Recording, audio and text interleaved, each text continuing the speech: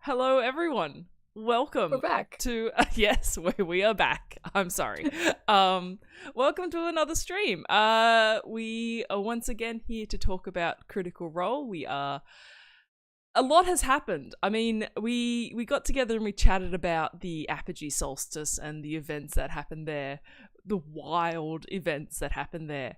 And then we lay low for a little bit. We took it a bit calmly for a bit, but some stuff has happened. Some rather exciting and concerning stuff has happened. So it's high time that we get back together and have a chat, I think. Yeah. Hi, I'm Alana, by the way. This is my channel. Alana. Welcome. And I am joined by Maya. Say hello, Maya. Hi, I'm Maya. Hey. And that's Alana. We did it. Step one done. Hey guys, also in chat, if you're there, can you let us know how our sound sounds? Last time we did this, there was a little bit of not so balanced. So I'm gonna say, does this sound okay? And then Maya's gonna say, does this sound okay? Hey. So just let us know. We figure it out. Yeah. Immediately in chat, Eric's talking about the goats. The goats. Eric, we need to know about the sound, Eric. We're not ready to talk about the goats.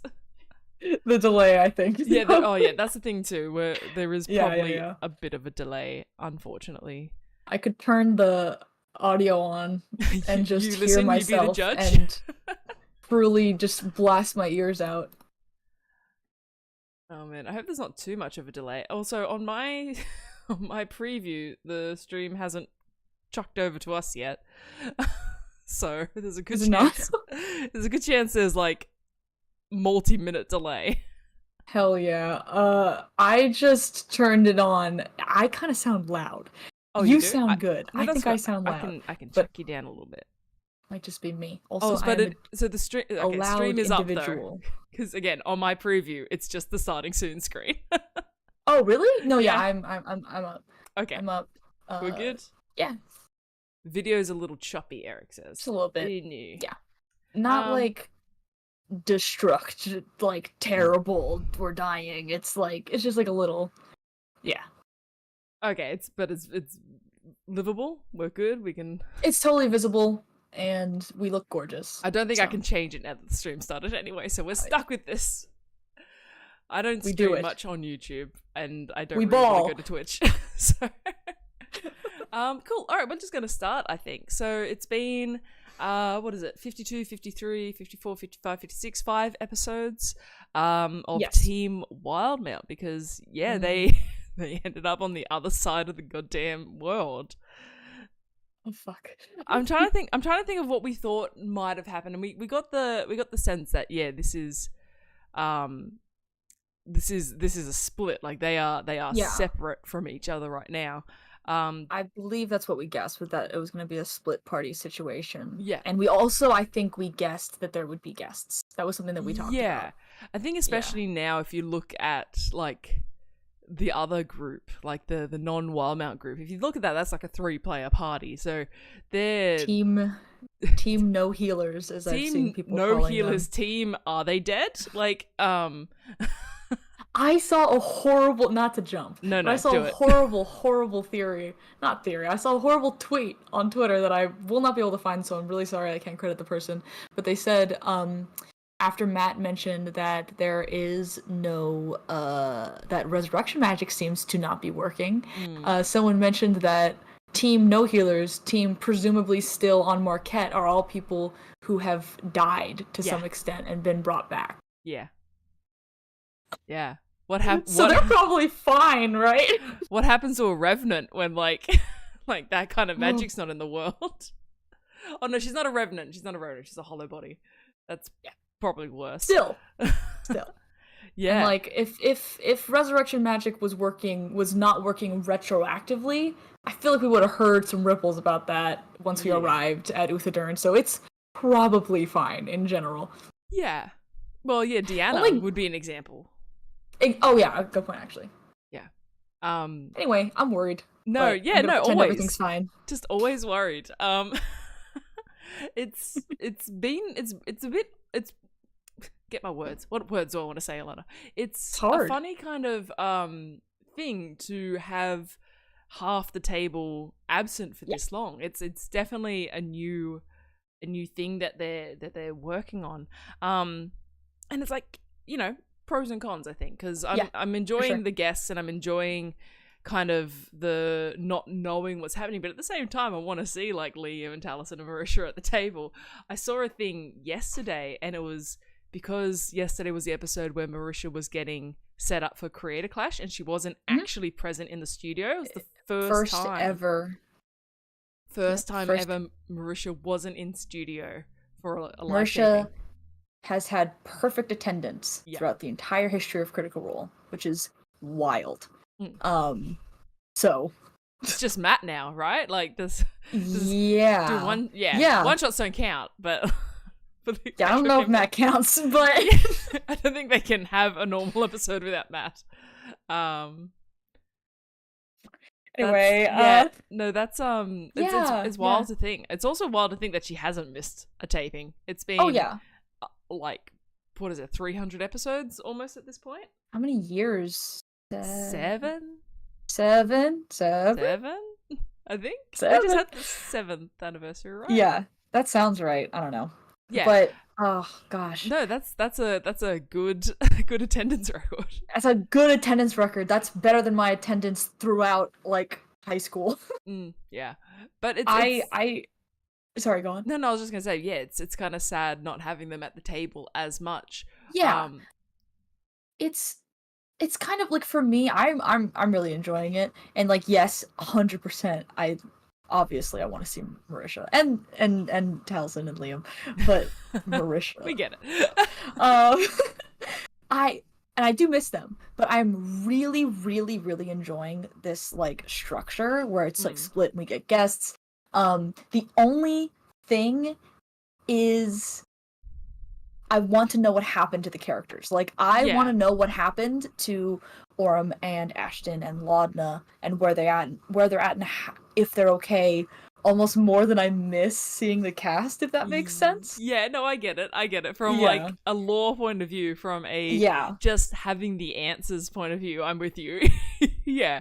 I want to kind of know, like, where are they? They seem, well, we don't know, but I got the sense that they seemed closer to the source. Like, they're close enough to still see Ruidus in the sky. And we know that Ruidus has been locked into place specifically there. So theoretically they're still on Marquette. I think they're like a good distance away. I'm trying to remember Matt's description afterwards, but he like specifically mentioned that you can still see the red moon, you can still see the beam, but it was like a distance. I wonder if when we get to them, if their deal is going to be like the rescue team, like they're going to be going in to rescue like Caleb and Bo and Keyleth. And that's what Rin. I'm worried about, because I don't want them to do that because they'll die. That's it's horrible. But like, from a character standpoint, especially with Orem, I don't. And if they're close enough to still be able to see it in the distance, I cannot imagine him wanting to do anything else than, we have to go back and help the Voice of the Tempest. And it's nothing against Team Wildmount, but I don't see this group going like, let's go shopping. Like, I'm not throwing shade at all. It's perfectly It's not valid. throwing shade. It makes sense for Team Wildmount to be like, there is fucking nothing we can do. Yeah. They are so far away. They have no means of communication. Yeah. They've managed to already have conversations with the king and queen of the town that they're in. Like, they're making the kind of progress that they are capable of making at this point in time. You know? They are coping, basically, because they are completely powerless in this situation in terms of the situation that they just left. Whereas Team conceptually Marquette, Team No Healers, if they're as close as we think they are, they're going in. I feel like they're gonna go in, which is really frightening for me personally. You got to think though, because it's gonna be Orem 100%. Let's go, babies. Let's go in. Yes. Laudna would be like, probably along the same lines of we need to do this, but she would be focused on Imogen. She's going to be, where's Imogen? How do we get in contact with her? Ashton, at the end, the last we saw of Ashton, he wasn't doing well. Like, no. They had some, which I'm so excited for. I want to see it. Give me the angst. I need it. But yeah, they seemed quite like shell-shocked and upset, and I could see Ashton's mode of thought being like, nah, gotta go. Let's go. We're out, sort of thing. Yes. So with Ashton in particular, I have some thoughts. Because on one hand, so I think there's like a variety of different ways that Ashton could possibly be reacting to this, and all of them are painful, which is great for us viewers. But basically, I think Ashton is either going to be like, what if Imogen and FCG and Fern and Chetney, what if they're still in there? Yeah. We have to go back in there, which will make them be more go back in. Or, I love it. Like, they're dead, we have to go. We have to run. Like, there's no point in going back. They're, like, just, like, shut down, sort of. You know? Yeah. Because I've seen a lot of people talk about the fact that, like, Ashton's whole thing is, like, abandonment, right? Like, I refuse to accept the fact that I am starting to form attachments and relationships with people, because the last time I formed attachments and relationships with people, they kind of left me for dead. Which he says doesn't matter to them, blah, blah, blah, I'm over it. Yeah. Trauma. Bullshit. Yeah. So the idea of half the party being gone and them not knowing where they are, if they're alive, if they're okay, I think is going to hit Ashton a lot harder than anybody else. Yeah, no, definitely. Which will suck. But it'll be so good. It'll be so good. Yeah. No, I agree, and I'm very keen to see it. Yeah. I think it's really going to come down to whether I think Orm's going to be all in. You gotta go. Maybe. Orm is also very strategic. Orm might have a crisis of faith. We don't know. Like, that's true. Orm's very strategic. Yeah. And also he might be panicking, which, like, he's overdue for a panic attack at this point. Like, so overdue for a panic attack. But Orm is also strategic. Even though Keyleth is in there, there is a part of him, if he stays calm, that might be like, it might not be the smartest thing to go back into the place where we almost died several times with half our party. Ooh. But what I think it's really going to come down to is it's going to come down to whether or not they think that the missing half of their party could still be in the pit. If they think that they got teleported out and left the other half of the party behind, I think they'll just dive straight back in. Yeah. We know, can Lorna can she cast sending? I know she can do message. Can she do sending? I believe so. Yeah, so they're gonna figure out quickly that, you know, those forms of communication aren't working. Yeah, because I was worried for a moment it'd be like if they didn't have access to sending, and they'd be like, well, if they're okay, they would send us a message, but like not knowing if that's the case. Yeah. I'm just gonna put my phone on silent. I think I'm gonna Google some stuff really fast. I think that Laudna has access to sending. She's at least a level 3 sorcerer, so yeah. And I'm pretty sure she uses it. I think she has access to sending. Anyway, fuck, I don't know. This sucks. But it then leads to the question, and I also like how this is still just an episode 51 podcast. Oh my god, yeah, we're still talking about episode 51. Fuck! No, we're talking about 52 now, because we're talking about the aftermath. This is 52A. This is... Yeah. We will probably start talking at some point about the more recent episodes. But anyway, it leads to that really fun conversation of, okay, say they don't go running straight in, they think we need allies or we need people to help us. Who might they get? I'm thinking this team, there's like some... For guests? Yeah, there's some obvious choices, I feel. But, you know, maybe not so obvious. They could also get brand new people. But, I mean, I feel like, I don't know if Dorian's an option, if they're able to get them. I don't think they'd be able to get to them, is the problem. But someone maybe a little bit closer could be you, Eric Ishii's you might be an option. They've always, I mean, who knows? Maybe the Feywild isn't happy with what's gone on the surface. Ludinus has fucked them, and they send an agent out. People are saying that Lana doesn't have sending. How does Imogen have it then? Is it just because of her psionic? Everyone, shut up! I literally have the player's handbook right here. Let me check the sorcerer spell. Does she have it because it's a feat? Chat, you need to tell us. Is she a higher level? I'll wait for the latency to catch up, but I need to know. No. Everyone shut up. What levels? I just had Lana's Wikipedia page open. Well, Lynn in chat is like our Wikipedia right now. Level 6 sorcerer, level 3 warlock. Level 6 sorcerer, level 3 warlock.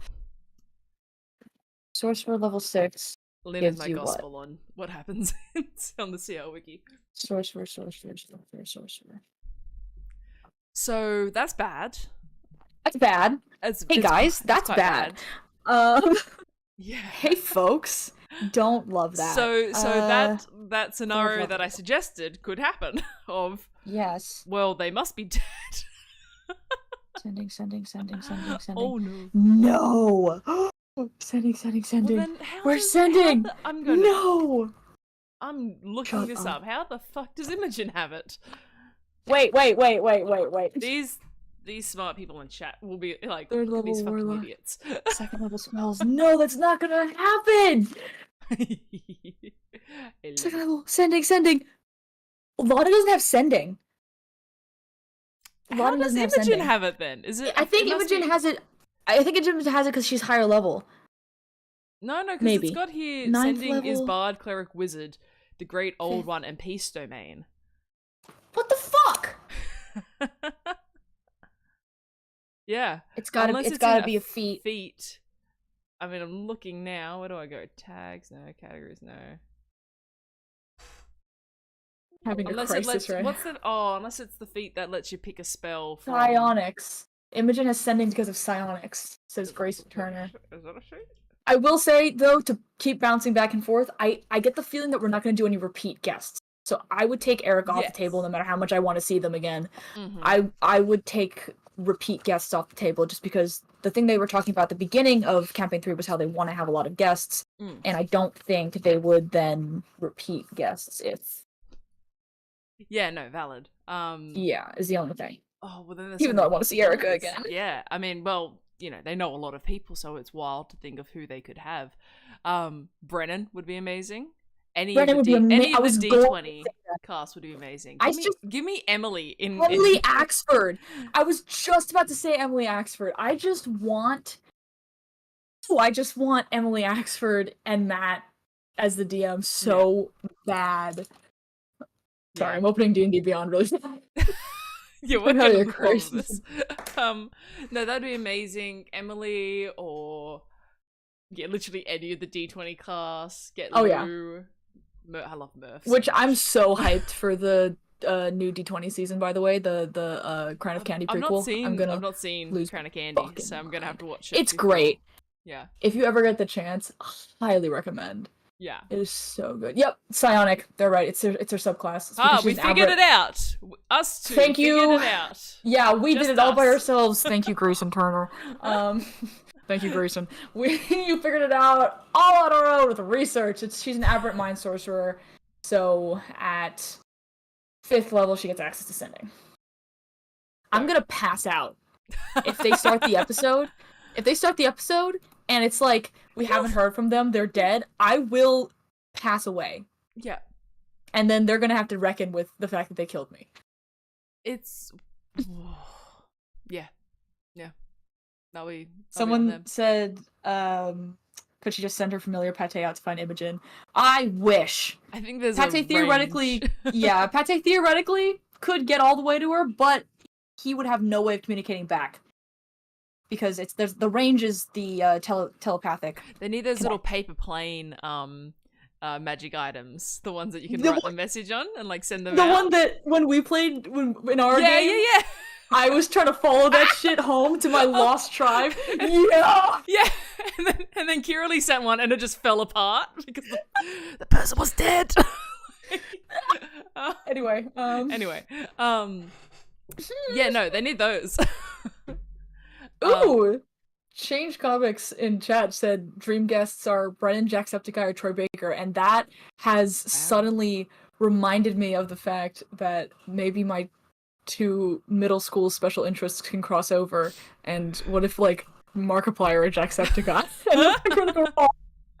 Amazing.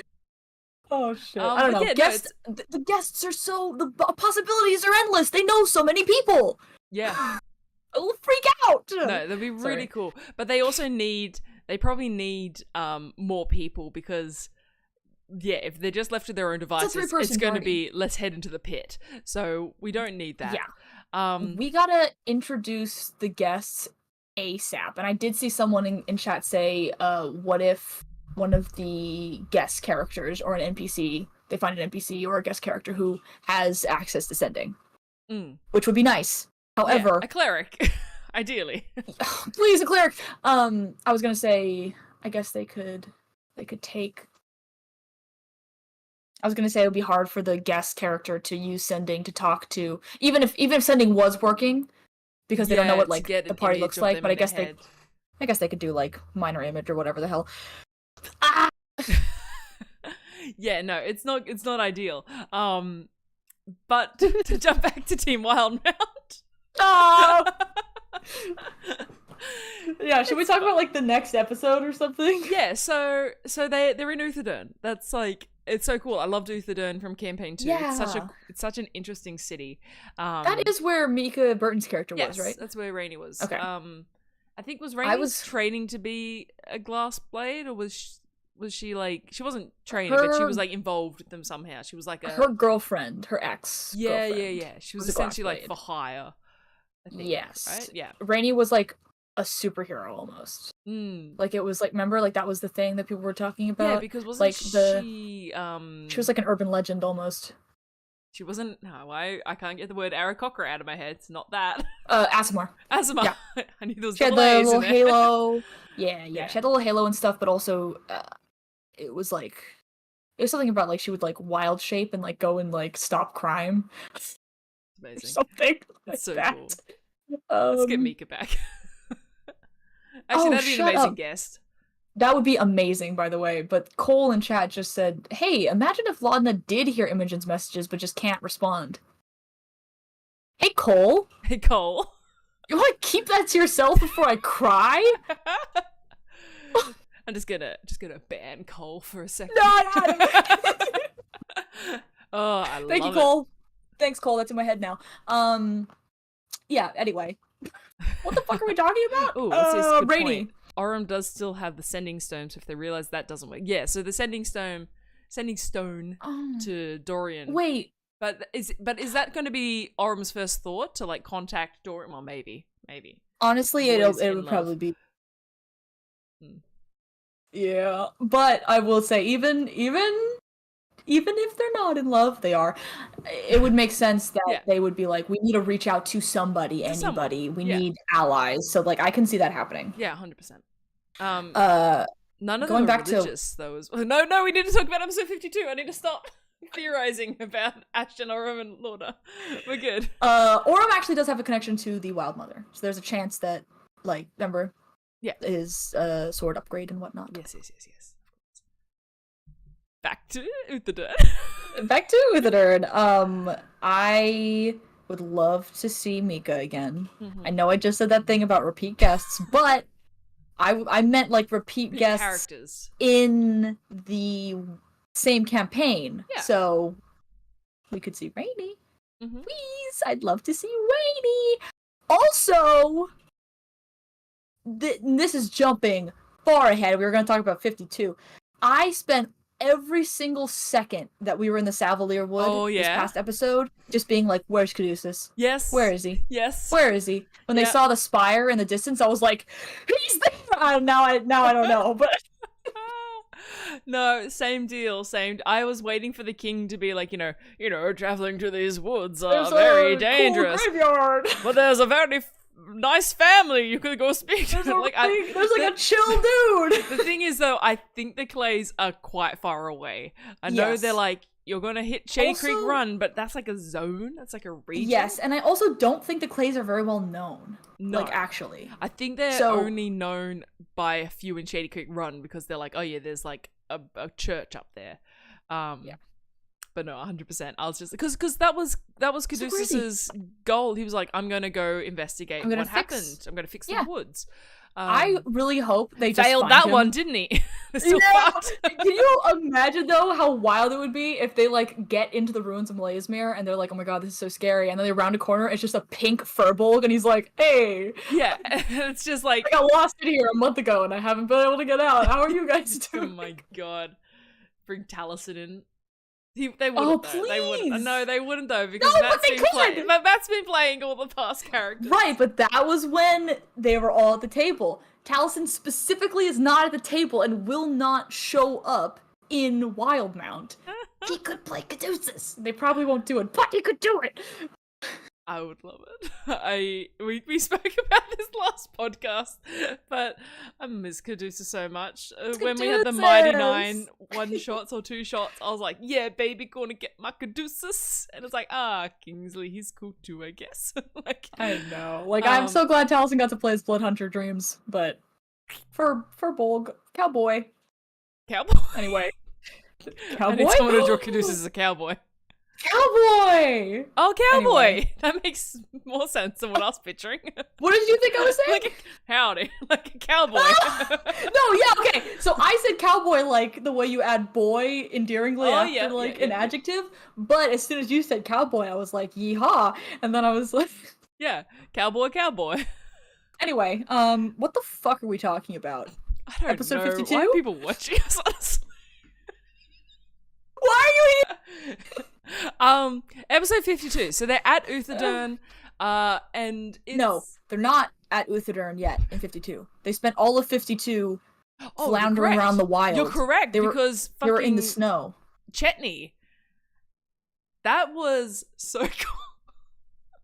We are like gluttons for conflict and angst and good and just, fucking food. Yeah. So I've been waiting for Chetney to go feral again. Because it's just fun. It's just fun. It's so when fun. There is I conflict, adore, especially interparty conflict. Interparty conflict, especially. I love particularly interparty conflict that is accidental. Like, I did not mean to do this. I am so sorry. Yeah. But it still happened, which is why the whole rock thing with Laudna and Imogen was delicious. But yeah, so episode 52, they are in the snow, freaking out. Everybody's cold. Chetney's doing his thing, and trying to lead them to Uthadern and whatnot. And then the most important thing that has happened ever which is Diana and Frida join us. I lost my mind. They're so cool. First of all, I love Abria and Christian Navarro. Second of all, cool guest characters. Yeah, I was so excited. Really cool designs. I think when it was like revealed that Frida was Warforged or Aormaton. Aormaton, yeah. So cool. So cool. And like the descriptions, the fact that Abria is at the table again, which is all I ever want personally. I love you, Abria. Yeah. It was just so great. I do think the attack happened after they met. Next, yeah. Well, yes. I mean, yes. Obviously, they attacked Frida. He attacked Frida, but was that episode 52? Or was that episode 53? I think it was 52. I think 52 they ended up in Uthadern. 53 You're right. was maybe Bull. 50. Probably should have at least done some basic spark. 53 notes. Was the. Yeah, 53, they're back in Uthadern. Yeah, so 52, yeah. Wow. What a wild series of events. Hey, new guests.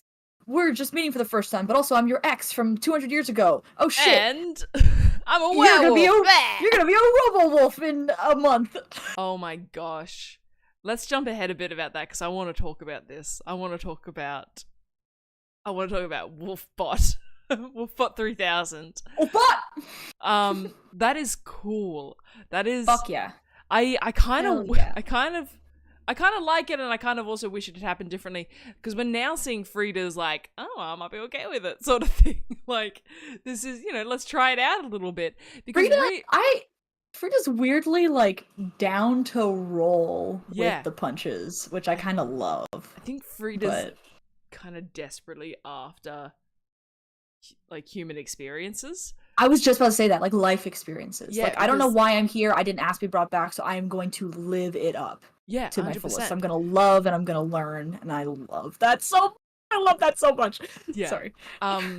But I like that they're kind of like, yeah, no, well, maybe I want to try being a werewolf for a little bit.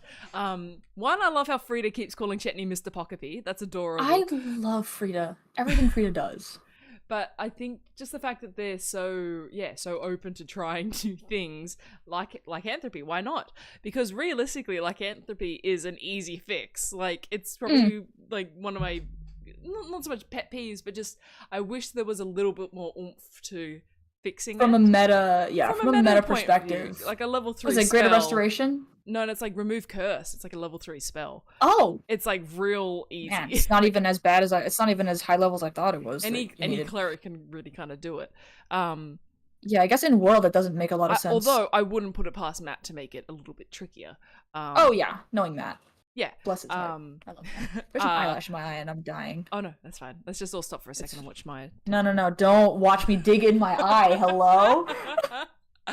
I think I got it. It's fine. Keep going. Yeah, no. So it's a really cool concept. The idea that blood is not required. It is a curse. It is something that affects the soul and the essence of the being, which lends credence to the fact that these creatures have souls, and some kind of worldly attachment. Yes, which we know meta wise that these creatures yes, but it's nice to see it like in game mechanic form almost. Yeah, you know what I mean? Yeah, 100%. And I want to see a robot werewolf. Like, what does that look like? You know what? Organic? Do you want to hear a theory? Yeah, go for it. Do you want to hear a theory? Go for it. We got, in episode 56, we got new character art for everybody except for Frida. Mm-hmm. My theory is that we see Frida wolf out in the next couple episodes, and that's when we get the new Frida art. Yeah. Because for a second, when they were posting the new art, for a second it was just the 3 main cast. Yeah. And I was like, okay, I was like, okay, cool. We got updated art for the main cast. We didn't get updated art for the guest characters. That makes sense. And then they posted Deanna's updated art, which, by the way, thicker than a Snicker. Mwah. But we didn't get a Frida art update. I really think that we don't have a Frida art update yet because they're gonna wolf out in the next couple episodes. That's when they're gonna give us the new Frida art, and it'll be wolf related. What does it even look like? Like, I don't know, but I'm so excited. When Chetney changes, Chetney like rips the skin off his body. Yes. Imagine like Frida like tearing the metal and like the and would it be an organic werewolf or would it be like a metal like a Yormaton style werewolf? In my headcanon for this, it's like full Transformers. Yeah, that's what I want. Like instead of like a sort of like flesh werewolf, and instead of and like Chetney's transformations are cool because Chetney's Chetney and Chetney's played by Travis, who has cool ideas. But like giving us a literally like the same way that Frida's gun arm goes in and out, getting a like like into like a robot wolf would be so delicious. No, I agree. I 100% agree. It's gonna happen. I'm calling it. I would bet. I never bet money. I would genuinely bet money on seeing Frida wolf out and getting the new art. It's all an elaborate mix in with the new Transformers movie, Beast Wars. Like, they're just like it's a really weird long con marketing. It's a long Sam ad that he's been planning for quite some time. Oh my god, Christian Navarro's in the new movie. We just didn't know. Oh god. Yeah, no, that my eyes itchy now too. I did it. I transferred it to you. I'm sorry. Could I have done this? No, I'm on board for that. Yeah. You okay? You got it? I'm certainly alive. But what are we talking about? Oh yeah. Werewolf fun. Episode 52. We got landing in the snow. Oh my god, what's going on? Trying to send radio static. Trying to send a bunch of times before Matt's like, guys, there's no way to succeed. Which, like, I'm glad he actually said, because when they were rolling, I would have kept trying forever. I would have kept going, because, like, that's not enough damage to kill me. Yeah. So I would have kept going and just hoped that either 100 or a 1, or, like, some sort of, like, super rare number would be, like, the one that gets it through. Yeah. But he was like, guys, it's not just, the roll is just saying how bad it hurts you, and they were like, fuck. So, landing in the snow, trying sending, realizing it's not working, realizing we're close to Uthadorn, starting to walk towards Uthadorn. Cave, monster, Deanna, Frida, continuing walking, Chetney, werewolf, Frida and Chetney fight, or play fight. Yeah. Which was so fun. I love Christian Navarro. Yeah. I've had like I'll be honest, I really like the way he's playing Frida. Yeah. I'm not sure what Christian Navarro is from, I'll be honest. I've not seen him in anything. I only know Christian Navarro because of he emceed the Legend of Vox Machina panel that I've seen that. Yeah, I know, but he's an actor. He was in 13 Reasons Why, the Netflix show, which I never watched. Neither. Personally. But Christian Navarro, from after now getting to know him, thanks to Critical Role, it's like, cool dude, what a lovely guy! Yeah, he's now playing the coolest character. I love Frida so much. Yeah, I think when it was revealed, like, Aormaton, I think just instantly kind of thinking, like, how FCG is going to respond to this. Like, what is this? I know. I can see what you're thinking. That wasn't the first thought of how FCG was going to respond to this. We'll get there. That got there. But no, it was just kind of cool to see, this is a living, not breathing, but, living, walking, sentient creature from the same place that you're from that maybe has a slightly more understanding of their origin, or not so much understanding, but like almost I don't know, like they're on the same more at peace with it. Yeah, they're on the not quite. Well, I get the idea that Frida's a bit like, I exist. Well, I existed, therefore I am. But I exist, so there I am going to live. Where still questioning and still trying to find meaning, but by meaning of doing things and experiencing things. FCG was still at the stage, I think, of what am I? Like, what is my life? Two very, very different approaches to the same situation, basically, which I always love. Seeing two characters who are like either like the same origin or the same situation are very similar, and seeing the way that they react differently to those similar environments, and then coming together and being like, oh, I guess there are other ways to handle what I'm going through, Yeah. Honestly, that's kind of how it is with Ashton and Laudna sometimes. Yes. At least some of the conversations that they had. Duo. Yeah, I love their conversations. But yeah, so we got to meet Frida and Deanna. God, can we can we have far-ranging imaging? Far-ranging. I had it up here a second ago. Defense. It's defense. Aormaton. Yeah, I don't know what's the I. Integrated defense. Integrated. Aormaton. And they're a fighter rogue cleric. Like, hello, like. Christian Navarro said, "I want to do it all." And that is so real of him. That is so real of him. I guess if you're coming in for like a short stint and they're like, hey, it's like, make a level 9 character, it's like, I'm just gonna, 333, baby. Like, I have a game upcoming, and we're starting at like level 9 or something like that, and I've never started at that high of a level before, and I'm like, fuck it, I'm doing Druid and Barbarian, because I was like, I want to do it all. God. So I totally get where he's coming from. I totally get where he's coming from on that. Exciting. We need to have a moment of just Abria Iyengar, the queen of playing people's exes. Oh my gosh, yes. It's like, it's honestly an incredible tactic for getting yourself established Totally. at the table, because you just come in and you're like, I've got this very specific connect. Although I guess as a guest, it's not the same for EXU, because EXU, they all started at the same page. Yeah, coming in as a guest for a campaign, you're like, I have a very strong connection with this character, whether they know it or not, sort of thing. No, and honestly, the whole X's thing also really works for like D&D character relations for guests, because it's like an X is someone that you had a relationship with and then time passed, and it's like, I don't know where you're at right now. I don't know what's going on. There's still like space to be like, oh my god, you've changed so much. 100%. Instead of, and in this case, it's like, hey, I saw you like 100 years ago. Like, I died. It's been a while. Like, yeah, no, that's a cool backstory. Super cool. I saw someone. Hold on. I have the meme saved in my folder, because I didn't know that's you like all. Memes. Me? No. I hate memes, actually. Here it is. By Ice Cold Soup with a K on Twitter. Liam O'Brien. I am the saddest little guy. Abria Iyengar. I made my husband a widower. My kids never knew their mother. He moved on from me. The cleric he met while I was dead permanently tied me to the Dawnfather. My husband abandoned our children. Fuck you! My word. Yeah, that's some trauma. That's like... Here's the list, motherfucker! That's some backstory. I'm sorry for clapping, that was probably loud. I got really into it. It washed out, it's all good. It did? Okay, good.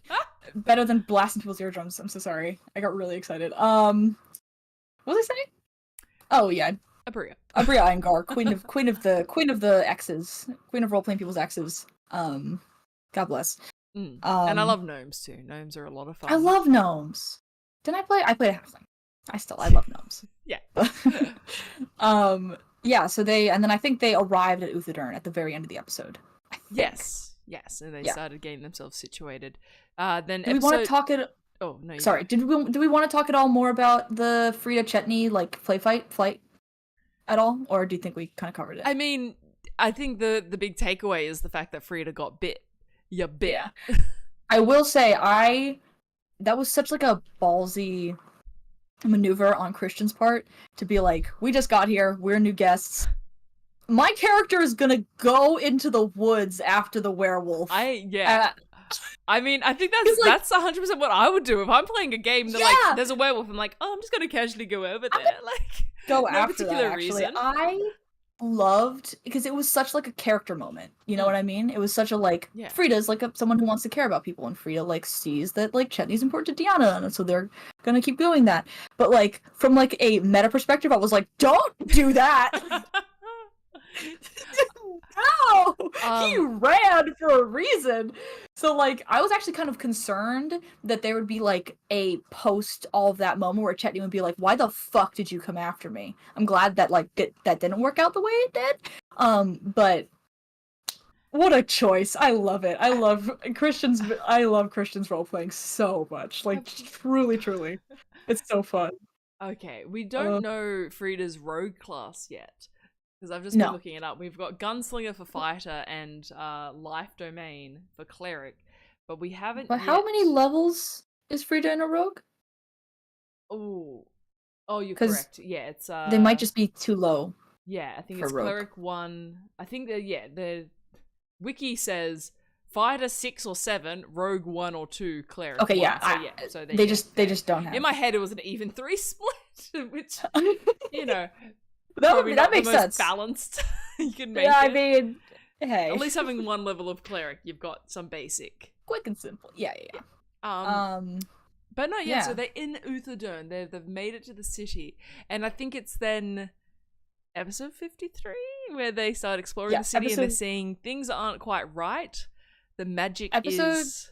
Yeah. The magic is waning, which is not what you want magic to do generally. Ooh. Yeah, episode 53 was, we're here in Uthadurn. Whoa! Chetney's a criminal, maybe? We'll deal with that later. Yeah.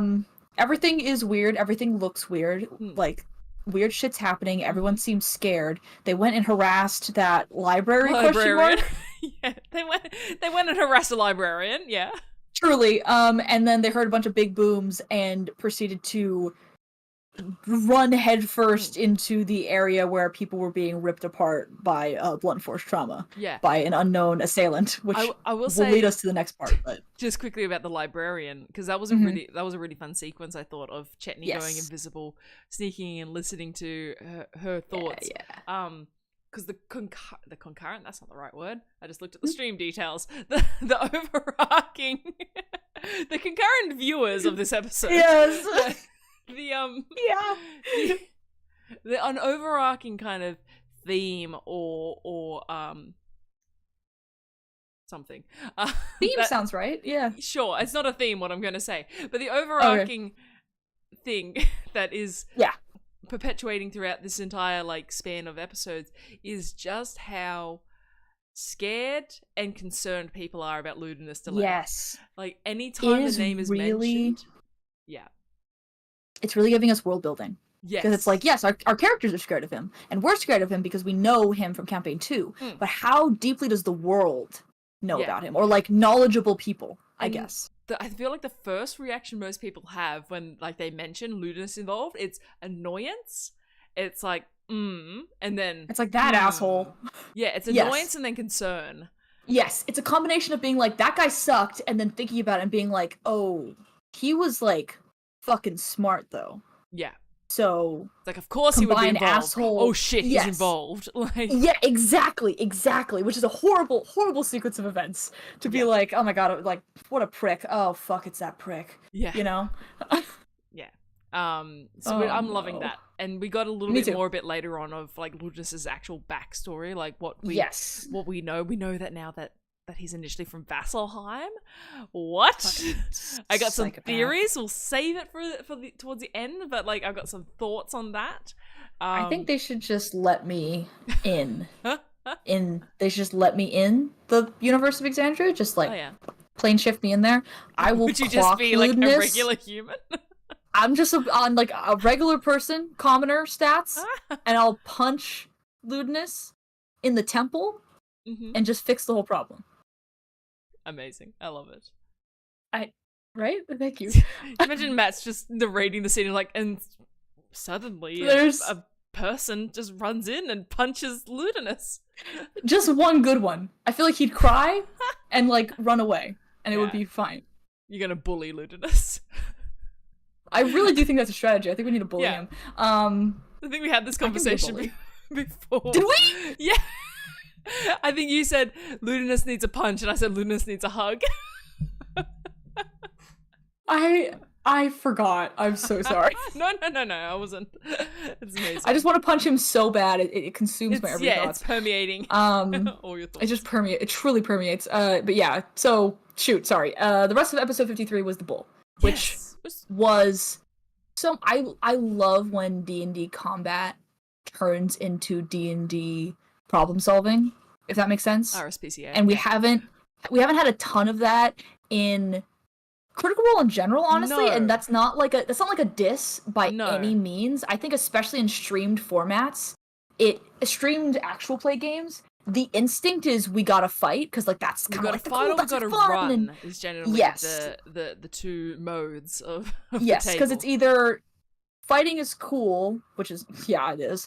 And or this is a streamed game, people care about these characters. Either we gotta get in this fight fast so that they don't die, or we gotta get out of here fast so that they don't die. Yeah. You know? Which like makes complete sense to me. But I do remember seeing something somewhere where the cast had talked to Matt about being like, it'd be cool if we could have more like diplomacy ends this fight sort of interactions. 100%. So and it's really cool. They got to do that when it is with like a fully sentient creature that is, friendly to an extent. They're just scared. Like truly wild animal.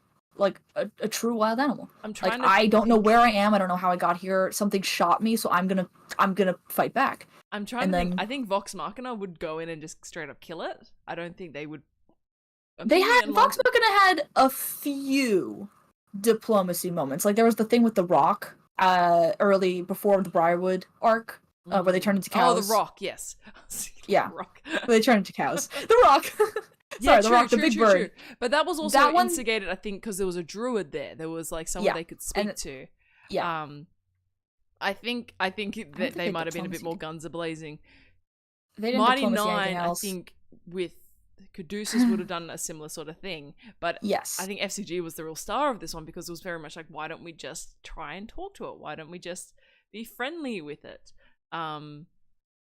Which is gorgeous. It's beautiful. And I love it so much. It was a beautiful creature. I truly do. I was really glad that happened. It made me really happy. It did make me sad. Like, as soon as Matt was, like, describing that, it was, like, scared, almost. Like, confused. Yeah, scared and I was confused. like, I'm gonna cry. Yeah. And then they started talking to it, and I was like, I'm gonna cry. Yeah. So I'm really glad that they got to let it out. Also, later learning, really happy. Later learning, like, you know, this was a guardian spirit. This was a guardian beast of Maleasmere. You know, it was not so much friendly, but it was like a positive spirit. I wish they had known they were going to Maleasmere. Take the bull with them sooner, because they could have gone with them. Yeah, but it could have gone corrupted. I mean, I could have gone bad. Could have gone a little bit corrupted. That would have been cool. Probably a good idea they didn't bring the goats with. Oh god, the goats. Corrupted goats. We'll get to the goats. Don't worry. We'll get to the goats. But then episode 53 was Santa's workshop and the king and queen. So dumb. So I'll say it. many. It's so dumb.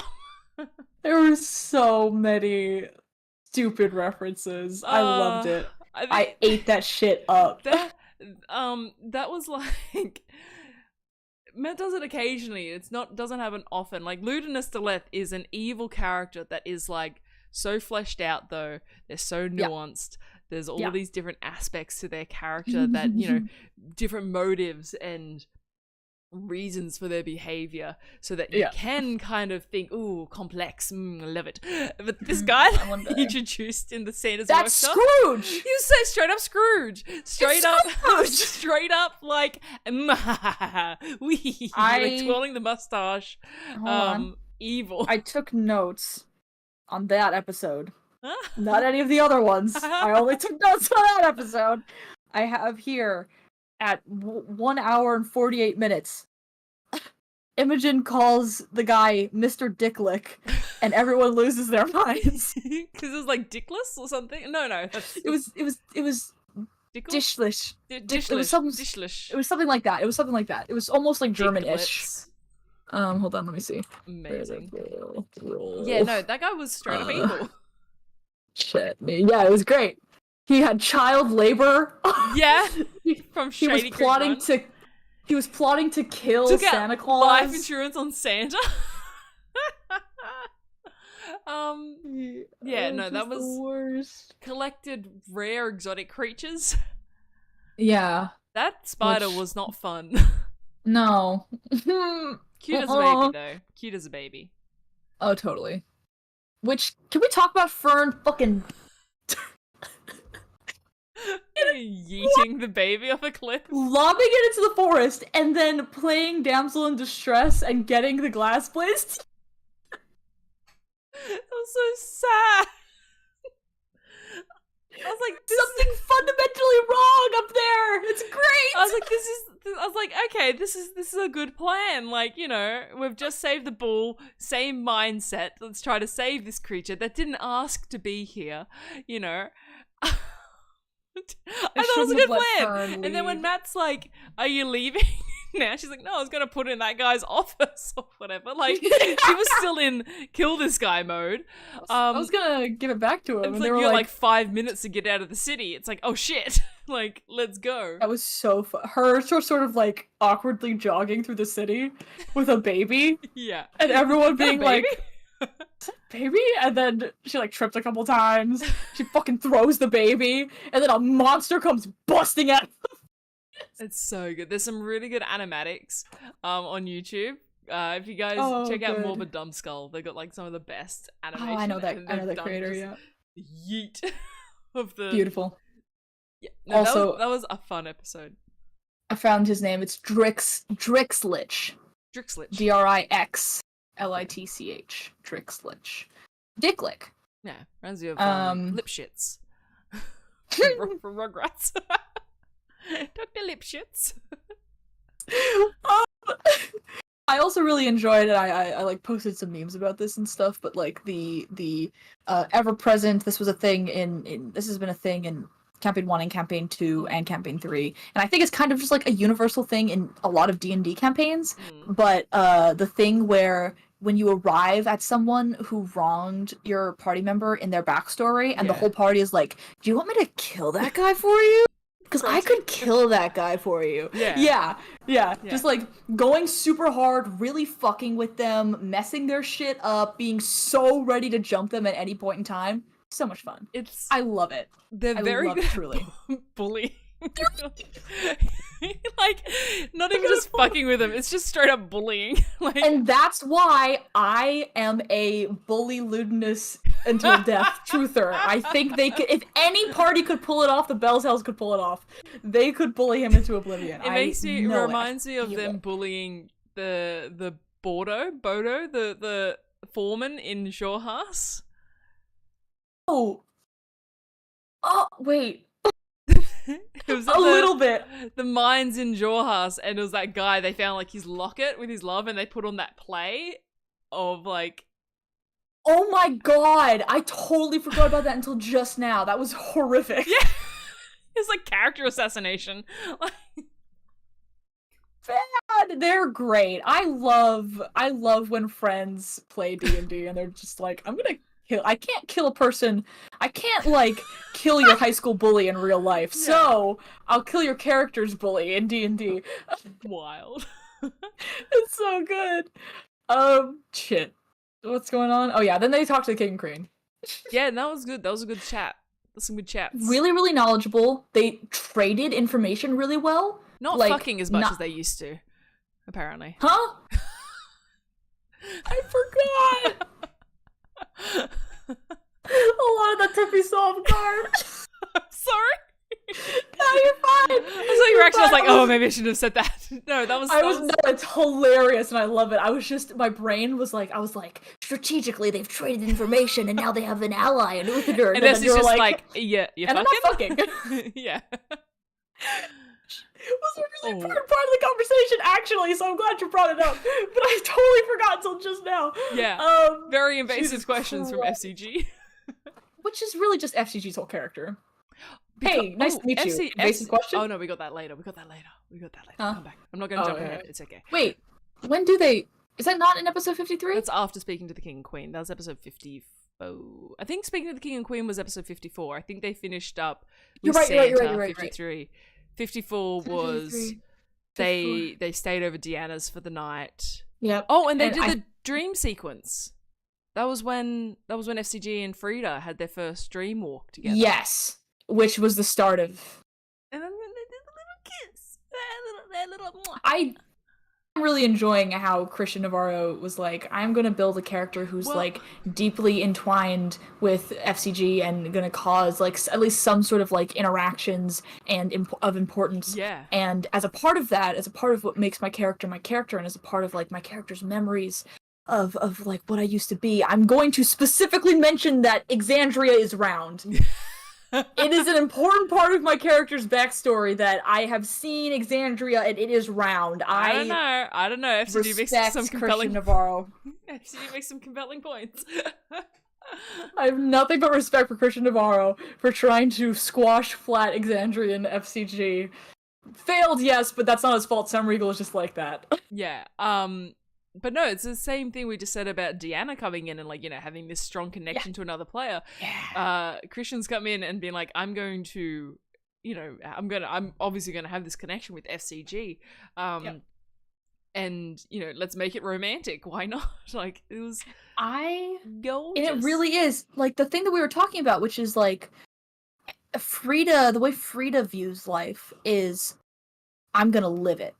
Like, I am desperate for experiences. So them going from 0 to 100 with their relationship is like super in character. I'm stressed at how fast that relationship moved. Honestly, hey guys, I'm gay. I can say this. That's just how gay people are sometimes. I'll just end it already. I'll just be like, no, this is too much commitment. I'm sorry. Gay people are two ways, and it's exemplified by FCG and Frida and Lana and Imogen. Either they're basically dating, they've been dating for years, and then you talk to them and it's like, no, it's my best friend, but there's like intense amounts of romantic and sexual tension. And this is a guy I met at the grocery store, and we're moving in together. Yep. 100%. So, really, what I'm trying to say is that Critical Role is really good LGBTQ plus representation. Nice. Yeah, no, 100%. But it was so sweet. It was really sweet. And I think really sweet. It's always a really fun moment when Sam gets caught off guard. Yes. Because Sam is very much, you know, we'll always say, I don't know how to play D&D, but Sam fucking goes hard in D&D and has a plan and has cool shit prepared. So whenever Sam's like not even in the sense of, you know, getting surprised by combat or something interesting was said, when some character does something specifically that surprises Sam, the player, it's always really good. I, specifically when it comes to roleplay, specifically when it comes to, like, interpersonal relationships, when Sam gets Sammed, when Sam gets a dose of his own poison, it is so fan. But yeah, it was so great. It was fan. I was watching it. I didn't get to watch the episode live. Saw some vague spoilers mentioning robots in love, and I was like, down. So I was waiting for it while I was watching. So when it started to happen, I zoned in on Sam and watched his reaction. He turned red, I swear to God. He was like hiding. It was so delicious. It was so delicious. Ooh. It's sweet. It's like, it's it's unlike kind of, it's also the first kind of romance of the campaign, which is amazing. Is the first canon kiss. It is the first fully canon inter-party romance and the first canon kiss of campaign 3. We have so many ships in this party. There are so many ships, whether you ship them or not. There are so many dynamics that could work romantically that people in the fandom ship. Yeah. And out of nowhere. We got the robots kissing in the span of, what, we said 2 episodes. 3. Yeah, 3 episodes-ish. Gorgeous. Yeah. Beautiful. Truly gorgeous. Beautiful. Thank you, God. No, it was wonderful. And just the idea that, like, it was so respectful, for one thing, of how they went about it. Just so sweet. Really like I love the kind of recurring thing of Frida always going to Deanna like, hey, you didn't give me Death War today. And it comes across as like, hey, you didn't give me Death War today. But, you know, Frida's just saying like, hey, I'm just reminding you, just in case. Like, but being Frida is just like truly and wholly like, it's like, I can't imagine Frida being angry, intentionally cruel. Except for that one time when they were intentionally cruel to Drixlich, but that was because Chetney didn't like them. Yeah, Chetney didn't like them. You gotta have that experience of being a bully. Yeah, it's really sweet too. Like Frida keeps getting wood for Chetney to work on, which is really cute. Yeah, and like checking in with Deanna, and I think that's it too. Checking with Imogen. I feel like, Frida is very much like Chetney is important to Deanna, so Chetney is important to me. We've not seen as much interaction with Frida, I think, with like Fern or Imogen. Like, there's been some, but it's definitely been more with the ones if I'm remembering correctly, there's been a little bit with Imogen, and I think that really is just because Imogen is so clearly going through it that Frida's like that bitch needs some like comfort. So like even then it hasn't been as much, like you said, because I think it really is Frida sort of being like, this person is important to me and this person is important to this person, etc. But like, no, I really like Frida. Yeah, Frida a lot. And Stormy just reminded me. We got FCG's real name revealed. Yeah, that was really like sweet when they went to the the Tinkerer. Yeah, was it Friendly His Caregiver? name I can't remember. Faithful Caregiver. Gorgeous. Very cute. Very gorgeous. Love it. I feel like Imogen is that SpongeBob meme. I think it's SpongeBob where they're like looking around like confused and dazed. I think it's SpongeBob, I'm not sure. But it's like the confused and dazed, and that's just her sitting like experience. While it's like Yeah. when you're in like that kind of fugue state, you're not lucid. You're sick and you're not Yeah. lucid, and things are just happening around you. You're like, Her current baseline is bad. And like worse than normal.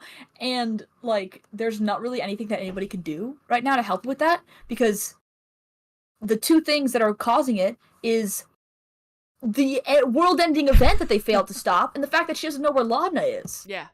Oh my god. There was a moment, and I think anytime Laura and Travis have a roleplay scene together, I love it. It's so good because obviously they're quite close. They get each other quite well, but no, they do. Like they get each other so well, so that it's like there's no offense caused, or there's no like it's like they know what to say. Yeah, exactly. So there was that bit where Chetney was talking to Imogen about her mother and being like, what do you want us to do if we come up against her again? That was really cool. She was saying like, I don't know if I should have been trying to get her on side as much, or I felt like I was close. And Chetney's like, all right, well, and Imogen said, I think we take her out. Like, we see her again, we take her out. And Travis insight checked her. Like, ooh. I adore, because I deeply, deeply love Travis and Laura roleplay scenes because of what you said. They're weirdly close. Yeah, they're it's so strange. It's like they know each other super well. It's like they're married and have a kid together or something. But in campaign 1, it was they had like the friendship that Grog and Vex had, which was really lovely, but very like, it was a little bit harder for Travis to roleplay because Travis was still getting comfortable, I think, with roleplaying in general.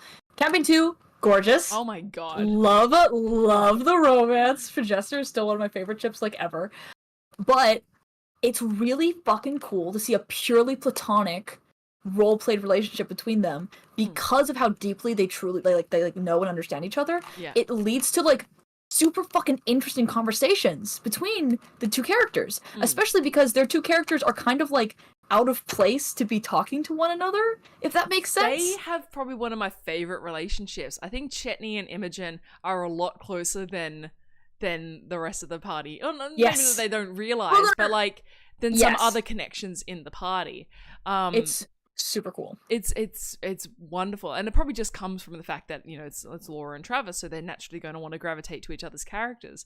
But I love their relationship. I think Chetney takes things seriously and slows down, Chetney is like dynamite. Chetney's incredible. Yeah, and it's so weird because I remember when Chetney was introduced, I'm like, this is a gag. Like, this character can't be real. When's this one gonna get killed off, sort of thing. Not wanting that, but thinking like this is a gag character. So seeing Chetney, I love anytime Chetney takes things seriously, or as you say, like those scenes where they lose control and they're ashamed or guilty or have to kind of deal with reality. Not live in Pockapy world. It's incredible. And I just get I get the image of like their relationship just growing so much stronger. Not to be a point where it's like, he's like fatherly towards her, but just like that very positive older male role model sort of thing. Yes. Which is great too, because he both manages to be the sort of like older role model, and also like he acts like a fucking psychotic teenager half the time, and Imogen acts really mature. So there's a really cool dynamic there where Imogen acts and presents very mature because of like, the trauma and everything, and the situation that she's in, and the way that she sort of like had to be very mature because of like her powers and the way people viewed her and whatnot.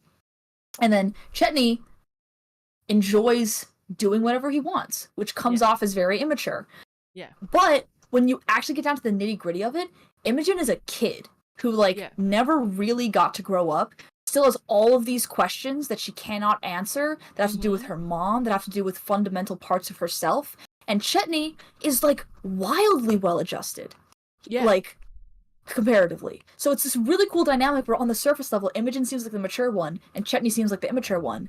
But when they actually get to talking, Chetney can be a really, really helpful, mature influence because she's the gifted kid. She's the Yeah, gifted yes, kid I starting was to gonna say experience that. burnout. I was gonna say that. She's the Yep. gifted It's kid like, oh from my god, childhood who now just has anxiety and ADHD. literally, it's like, oh my god, you're so well behaved, you're so like calm, you're you're so so grown up for your mature. age. You're so grown up for your Great, age. now I can't and make then, friends my own age. Thanks. great, yeah, I'm having a panic attack right now. You just can't tell. Like, it's fantastic. And then Chetney, who lived his fucking life, acted crazy, did whatever he wanted, learned to like love himself like genuinely and wholly. He does. And it's like a really fucking interesting dynamic. I love it. Yeah, it's really cool. I'm glad you feel the same, because I feel like it's not talked about much. No, not much. Because it's always kind of subtle. It's subtle. Yeah, it's always small and kind of subtle. So, no, it's very good. And yeah, like cool. I see Mel's in chat is saying like Imogen and Orem, so it's kind of like different to that, because that I would say is not a subtle relationship in the sense of it's very open and oh god, what's the word? I don't want to say loud is not the right word, but like, you know, when they're having a chat, yes, sort of thing. I the will little lessons also, that Imogen and Chetney learn from each other are, yeah, they're subtle. They're much quiet. more subtle. I will also say, Orem and Imogen's relationship is two gifted kids. Yeah, thinking that they're helping each other. Yeah, that's what's not always the best. Neither of them are both. It's a situation of both of them are kind of not really processing what the other's trying to tell them, and also they're not necessarily giving the best advice. No, because they're kind of in similar situations. I agree. Anytime like, they both kind of like are good. They both kind of throw at each other. No, you're the mature one. You're the leader. We're following you. And then Orem will turn around and be like, Nani, you got this. You got this, kid. Like, you'll go far. You'll lead. Sort of thing. Is like, guys, you both need to like stop. It's you need to like chill. Almost an echo chamber. Yeah. Like, their intentions are so good. They both think the world of each other, and they both think that the other person is someone that they can learn from, and or the other person is someone that they can help. Yeah. But they're both in really similar situations, and they're both fully burnt out, gifted kids, suffering immense amounts of trauma that neither of them have properly dealt with or processed.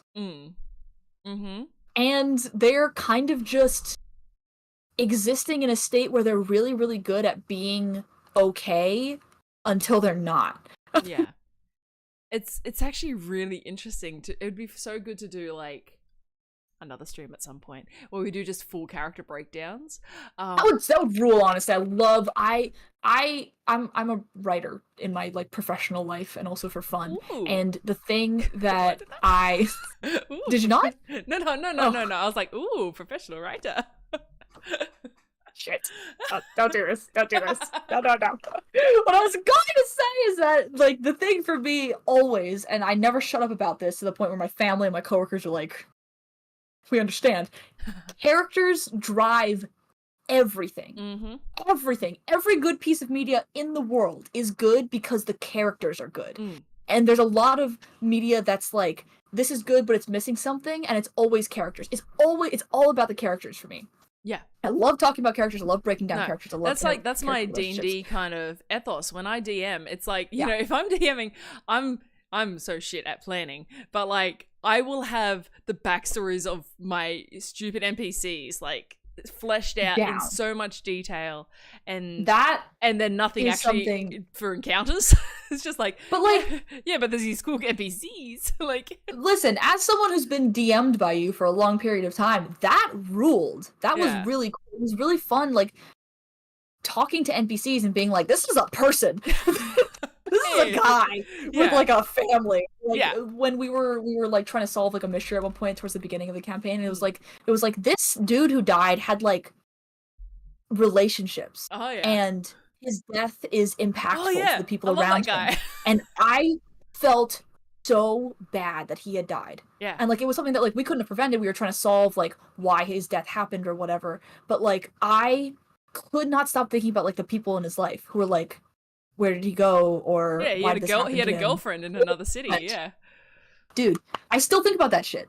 Your characters are great. I love characters. No, characters are great. And I was just thinking, like, that kind of idea of having a character breakdown.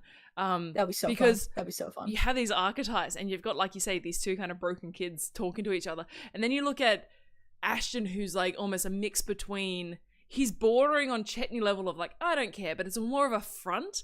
It's like, yeah, that it's the thing. dude He's like, oh, cares. but he's not. Like, Yes, like he. Oh, that's really interesting. You're right, because it's not fully a front, but it is a front. You know what I mean? Like, part of it is real, but a big part of it is they him. believe it. That's the thing. They believe that it's a front. That's it. But And there's that's why some part of their trauma. I mean, that is like, that's why you feel like shit when you have like trauma and Yeah. grief and anxiety. When you're like, no, I'm fine. I am actually fine. Please stop asking me if I'm fine. I am actually fine. I'm not truly okay. Like, yeah, no. And so No, yeah, we'll that's talk so about that because cool. that'd be a really fun video. We have talked about just characters for the last like 20 minutes, I think. What episode also, are we on? characters that haven't even been in these episodes. No, we were talking about Chetney and Imogen. We're fine. They We're on knew topic. what they were getting into. These people, these wonderful people watching us, they knew what they were getting into.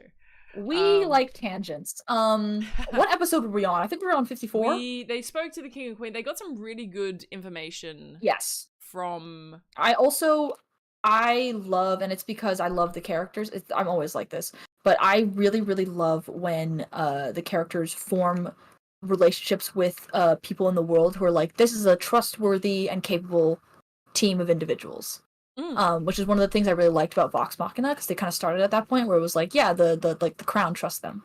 So it's I'm very happy that they are now at a point where it's like this crown trusts them. Yeah, I think that's really cool. Yeah, I feel like Mighty Nine never really got that so much.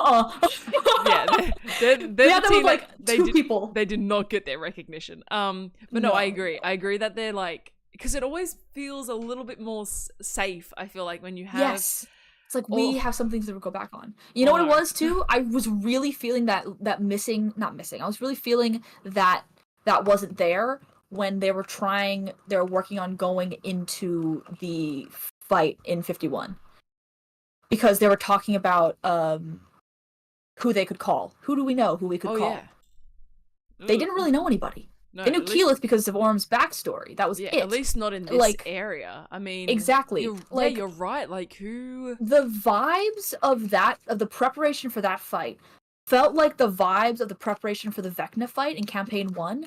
But during that point in time, they knew the ruling powers of like 3 different nations. Yeah, that they could get. They had like Allura and Kima and Gilmore, and they had the dragon ruler of Marquette. What's their name? Oh, Jamonsa Ord. Jamonsa Ord, who came and helped them. Word. They knew they could like reach out to people in Vasselheim to at least warn them, even if they couldn't get help from them. There was so much more established stuff. You know what I mean? And and the Mighty Nine kind of had that a little bit, but definitely not as much. And not on as big a scale, definitely. No, they had that with like a couple NPCs who were quite powerful, but it wasn't like, this kingdom trusts us. Yeah. You know, which is what Vox Machina had. So so it's interesting that the Bell Cells, you're right, they don't necessarily have that. They had Esteros, and that didn't work out. Stop, no. Dude's not dead. Dude's like, you can't kill Esteros. I'm waiting for the return. He's alive in my heart forever. Yeah. Anyway. No, but yeah, so that conversation with the King and Queen was fantastic. Yeah. And I really enjoyed that. It was. So this is where I'm a little bit like now, because Malaya's Smear has always been like kind of so interesting. Like the unknown and the just kind of mystery surrounding it. It's been like, this is something that has permeated a lot of Campaign 2, a lot of theories, you know, the fact that it essentially disrupted the entire like Elven kingdom on Wildmount, like wild. Like this is a big super deal. Cool. I'm a little bit upset that it's not the whole party doing this. I can see that. I feel and this is not again to like put my own emotions on the people, but right. I feel like this would be something that like Liam would be super interested from like a Caleb point of view. Taliesin Caleb's not here. Point of view. I know, but you know what I mean? Like, I know. I totally know. I totally think understand. I would feel as a player sad to be missing out on it. Yeah, no, I get that. I totally get that. I feel like, and as a viewer, I'm sad that that we're not seeing these actors here either. I feel like they're all sitting on a couch in the back room watching the Yeah. cameras on the TV. Like, you know how every once in a while you could hear Danny scream in the distance when something happens? I feel like they're all with Danny and enjoying it from there. But I also fully understand. I totally understand what you're saying. So I just think that, like, getting to Wildmount would have been such, like, a weird thing if not for, like, the scatter. So I don't know if it would have happened if not for that. True. Is the only thing. But it kind of feels like, you know, going to Rexington, but Caleb's not there, or like, you know, I see that. which is fine. It's fine. I'm fine. No, it's fine. more It doesn't bother me at all. a little thing. But I'm excited that they are actually going there. And it's we're allowed to have emotions about things. It's doing. Yeah, true, valid. But it's also.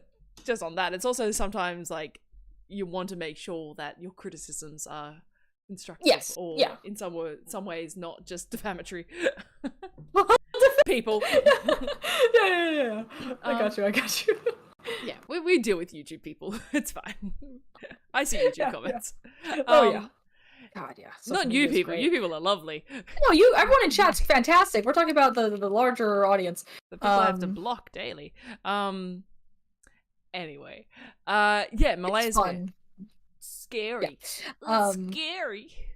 Have you watched the movie Annihilation? No, it's on my list. I'm currently doing like a marathon of that director, of that writer. Bump it higher. It feels like Malaysia, especially the fucking elk at the end. Amazing. That's one of my favorite movies. I love horror. I specifically love cosmic horror. And I like that movie so much that I went and I read the book that it was based off of. Oh, like, yeah. Well, that's what I'm doing. It's Alex Garland. That's his name. I'm doing all his films at the moment. So, like, well, I say at the moment. I started a few months ago. But, hey, like, movies, 28 Days Later, The Beach. Oh, yeah. I didn't realize that was him. Yeah. I love 28 Days Danny Later. Boyle, but he wrote it. Gotcha. Yeah. 28 Days Later is like probably one of my favorite zombie films. That's like high quality zombie, baby. It's very love good. That. Like The Beach and like fun ending too. Anyway, but yeah, highly recommend Annihilation, especially now that we're in Malaysia. I was thinking this as I was watching it, and then I went on Twitter, and a bunch of my mutuals were like, "This reminds me of Annihilation." I was like, "Yeah, it's really cool. It's super cool. It's a great movie. It is like the vibe of Malaysia is so fun in how fucked up it is. There is, and it's like it feels different enough to like what was the place called? Not A. Which place? The Somnovum. Like not that. What was it called? Wait, are you talking about Isocross? Yeah, no, just the. Are you talking about the ruins of Aor, or are you talking about when they went to wherever Molly Mock's crazy flesh planet is? What was it the called? Flesh Planet? The Flesh Planet. That's the Somnovum. That's a Somnovum. Yeah, right? Because wasn't the Somnovum the people?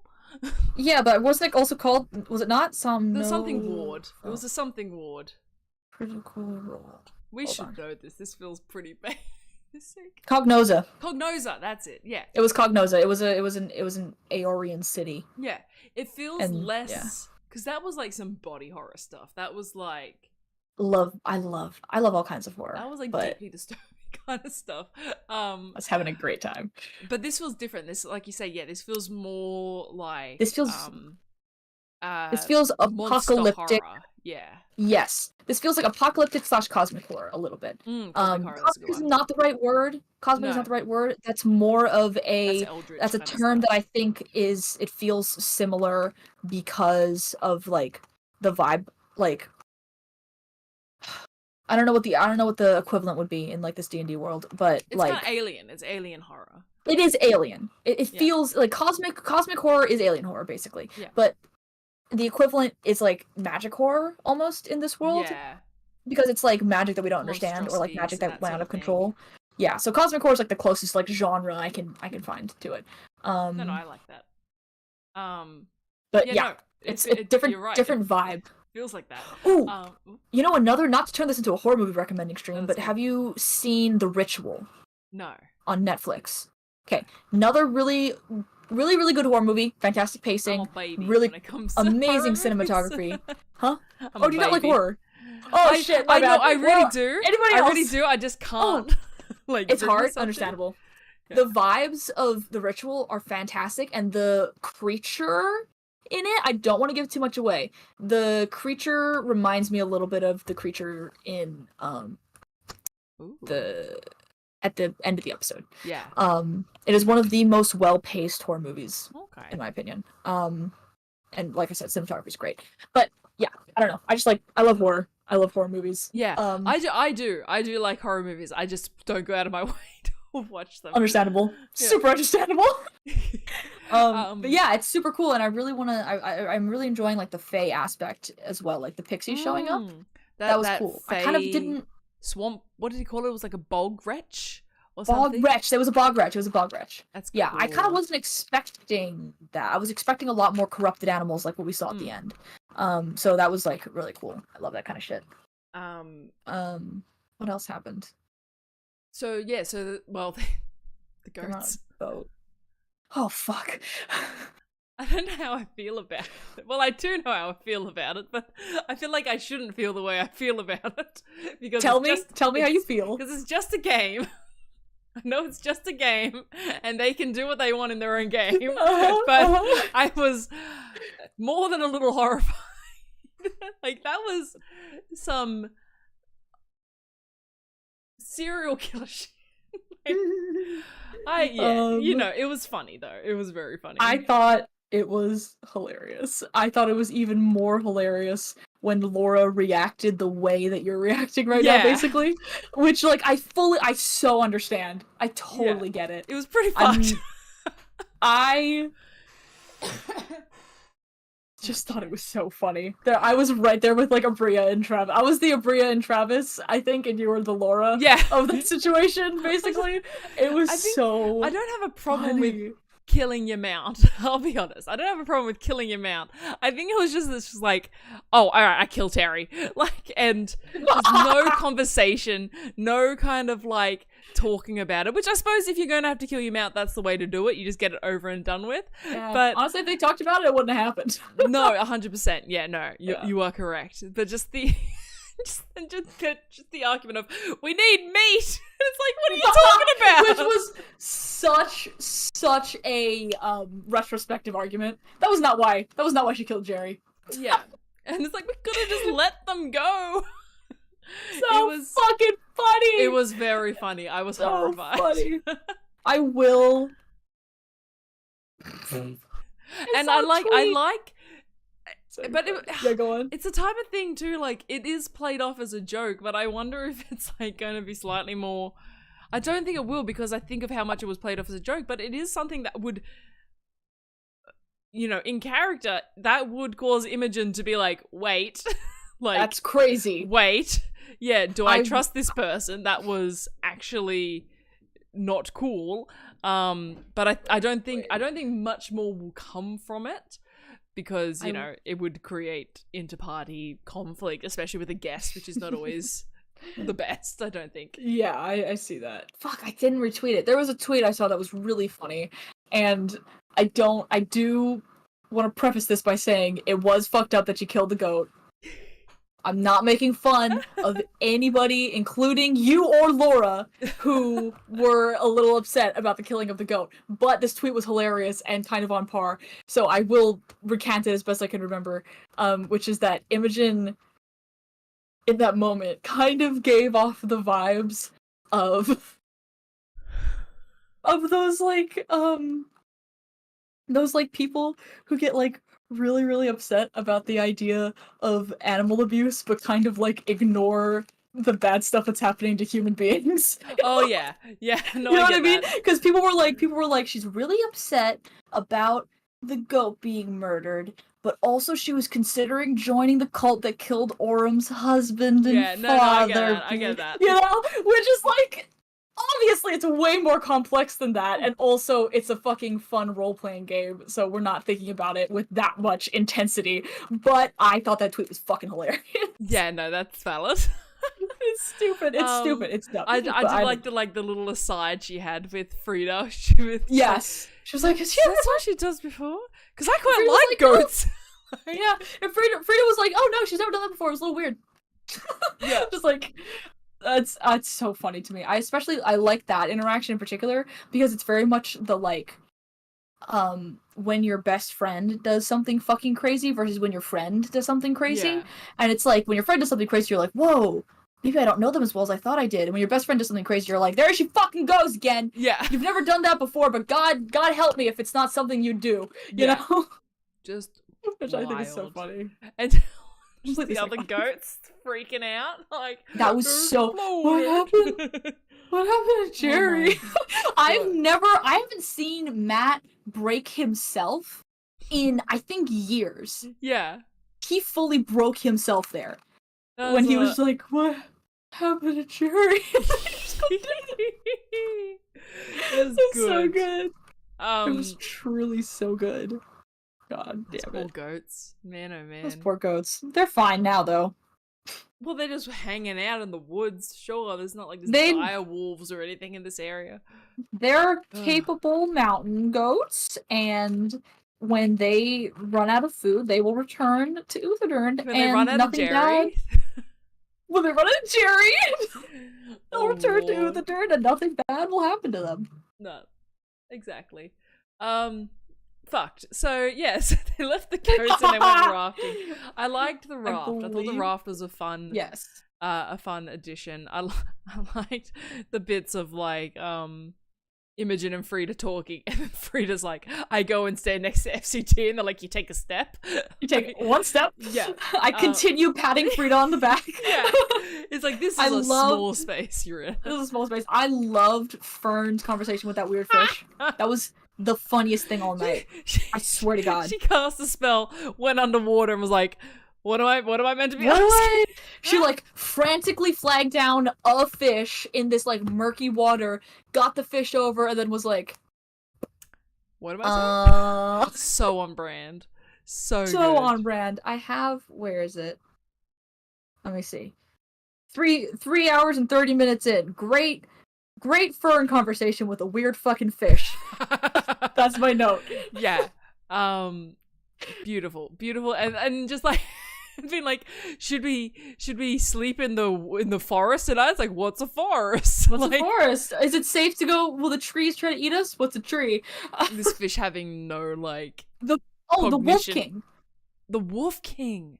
Fuck is the Wolf King. What? Also hilarious that the fish was like, I just heard about him. I assume he eats fish. Yeah. What? But what the fuck is the Wolf King? That is not somebody we heard about in a previous campaign. No. I mean, there was a king of the werewolves in the Feywild.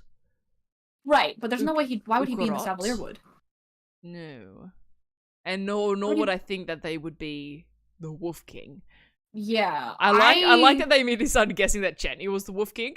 I know. But I also liked when they're saying maybe you killed the Wolf King and this is their son or something. Because Matt's face in that scene was a bit like, what the fuck did you just say? Like, they might be kind of close. Yeah. The fact that Chetney got bit by a werewolf in the Savalier Wood. Mm-hmm. Werewolves aren't common, dude. No. If there was a werewolf in the Savalier Wood, there's a very fair chance that was the Wolf King. And either there is still a Wolf King and it's either Chetney didn't properly kill the Wolf King, which given Chetney's history, who's to say? It's the Wolf King's like mate or child or successor or something. Yeah. Or Chetney killed the Wolf King and no one realized. And everyone's just scared, and it's like, no, I heard the Wolf King attacked Jerry last week. Jerry! Yeah.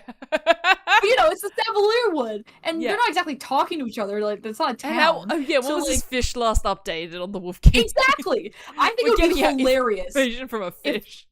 It would be so funny if the Wolf King was the guy that Chetney killed, and there's no successor, it's just the forest is still like, man, the Wolf King's so sneaky, you never know where he is. And then a werewolf reappears. They're like, oh, there's the Wolf King. Like, I'd be the Wolf King. It's Chetney this time. Yeah, Chetney is the Wolf King. That's so good. That being said, I think there could still be a Wolf King, in which case Probably. it's concerning.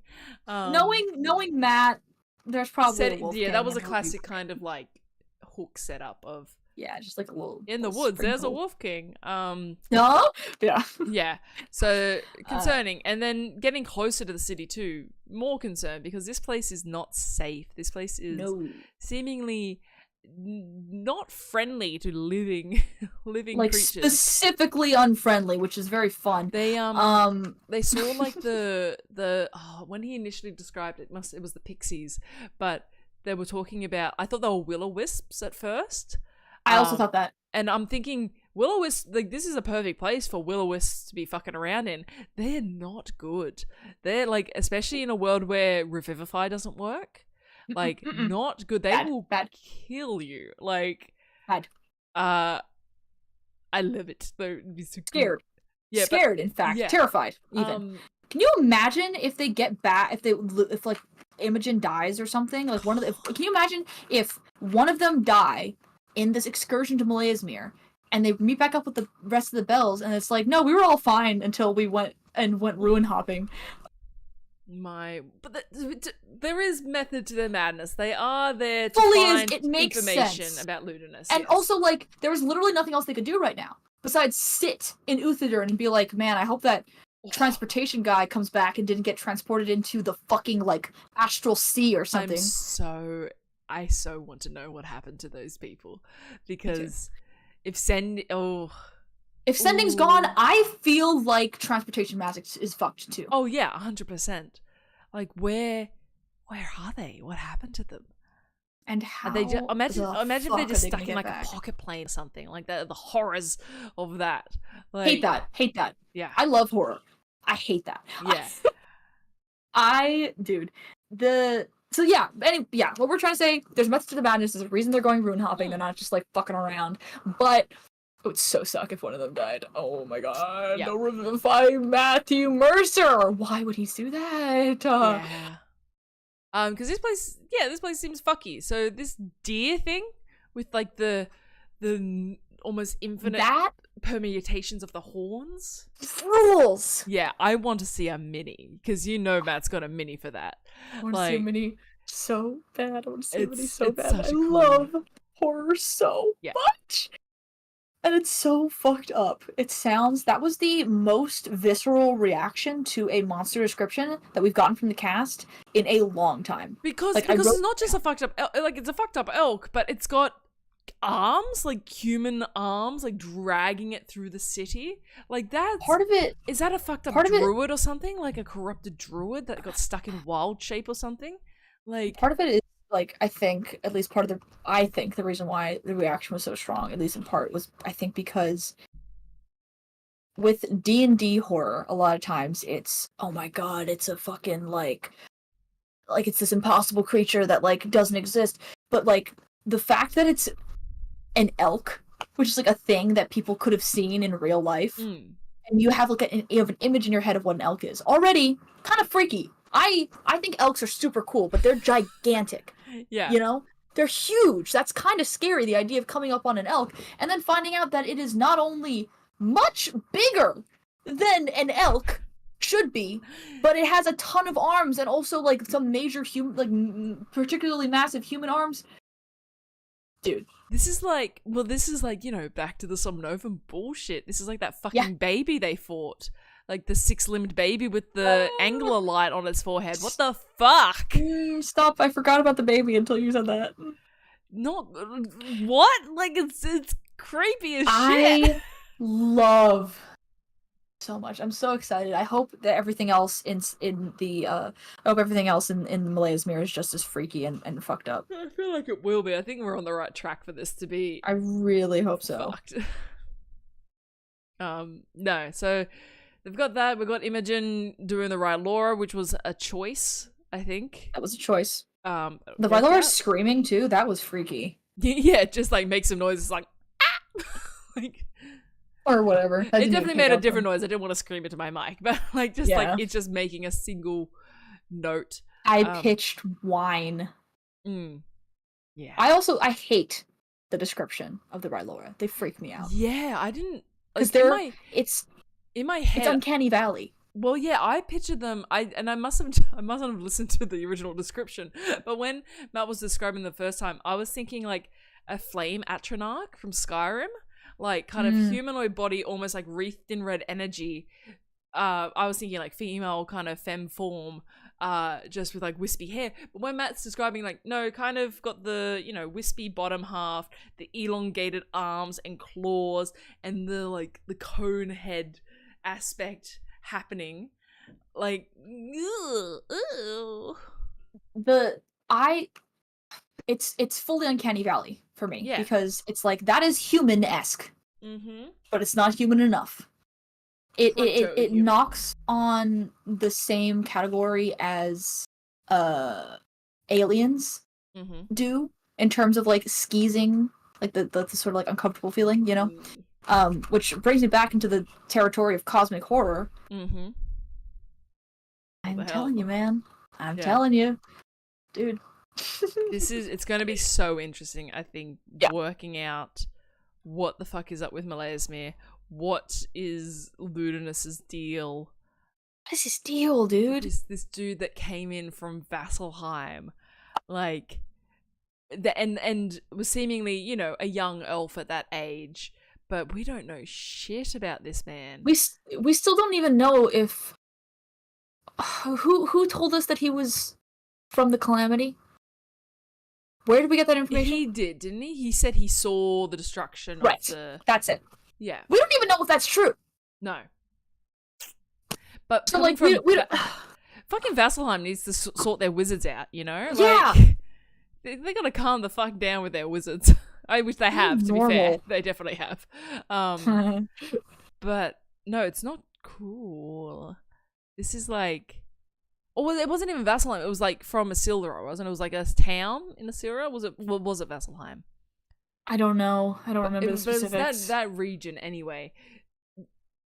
We don't know who this dude really is. Like, they're so influential. They're so powerful. What's the Cerberus Assembly doing at the moment while they're off gallivanting around? Like, they're busy being corrupt and trying to continue to be corrupt without getting in trouble for being corrupt. And they're like, woo, the annoying humans who fuck with us and try to reveal our secrets are gone right now. That's probably normal. There's probably no big concerning reason why that's happening. Yeah. I hate them. They're pretty dumb. Stupid corrupt power bullshit. Fucking idiots, wizards, ugly. Man. Goddamn wizards. Caleb and Essek are the only good wizards. Use is okay. He sometimes will, you know, get captured in a planet of. That's fine. Yusa is very far to the right on the fuck around and find out chart. Yeah. Is all. Anyway. No, that's yeah, no. So Ludinus is so interesting, and I'm looking forward to them doing some more investigation, finding out more about this fucker, who we have to assume was somewhat responsible, or maybe wholly responsible, for whatever the fuck happened here in Meleismere. Like, it's too coincidental for them not to be involved somehow. There's no way it's not. Yeah, kind of. I know he's got the fucking. You know that meme where it's like someone like tweeted a picture of their like potted plant knocked over on the ground. It's like, who did this? And then the follow-up tweet, and they're gripping their cat like, on the ground. It's like, you. It's that meme with Ludinus and everything. You. Yeah. I can't like. What was the timeline of Vecna? Vecna was like post Calamity, right? Vecna's post. Like, as a human. He wanted to do what the Raven Queen did. And the Raven Queen was pre-Calamity. Yes. So, yeah. Barely pre-Calamity, though. Yes, she was only... Raven Queen was barely... the previous Apogee Solstice, wasn't she? Yeah. Raven Queen happened just before the Calamity happened, basically. Yeah, she was the previous Apogee Solstice. Yes. For this. Yeah. And then after the Calamity... Fucking Vecna, dude should have waited for an Apogee Solstice. Right? I think so, because I think in Calamity... It's crazy to me that... I think in Calamity they're like, 140 years ago or whatever, we got a new god or something along those lines. Yeah, no, because like I know the Raven Queen's thing is correct. Yeah. The timeline of the Raven Queen. But I think Vecna was during like after the calamity. Lynn, are you still there? I'm sure you're right. Oh, we've got the latency so far off. They're talking about Isildur. Oh no. Oh. It was a town near Vasselheim, in Isildur. Which, what the fuck does that mean? Like, just a little small town boy? Like, this. Like, I will kick his ass. I swear to God. If it kills me, I will kick his ass. That's amazing. Yeah, they're saying Ivadel. Ivadel. Small town in Isildur, town near Vasselheim. Stupid. I'm blaming it on toxic masculinity. There you go. Always. No, it's got here. A century before the calamity, the Archmage Vecna achieved Lichdom. See, that's what I thought. I was so sure that it was pre-calamity. But like, I swear he was inspired by. Okay. I swear he was inspired by the Raven Queen. Also, Eugene, I completely forgot about Allura. Allura is the only good wizard ever. I didn't want to have to like. But I cannot, as someone who's in love with Allura, possibly make up for the true crime that is not mentioning Allura in that context. And I know you're not going to see this until like 5 minutes later because of the latency. But oh my God, Allura, Mom, I'm so sorry. Please. Like, there's no good wizards. I'm like, oh fuck. I forgot just for a second. In my head, she's too smart to be a wizard. Isn't she a sorcerer? No, she's a wizard. In my head, I was like going, what about Allura? And I was like, no, but is she a sorcerer or a wizard? And by the time I realized she was a wizard, we were already talking about Yusa. I'm like, oh, Himbo. She is a wizard. Shit. Yeah. She's too fucking. Listen. Wizards and what's the word for intense amounts of pride? Vanity. Hubris. Oh, hubris. Wizards and hubris is a big thing. Yeah, Allura 100%. They're the fucking book nerds that like. Yes. They're the gifted kids that didn't develop anxiety. Like.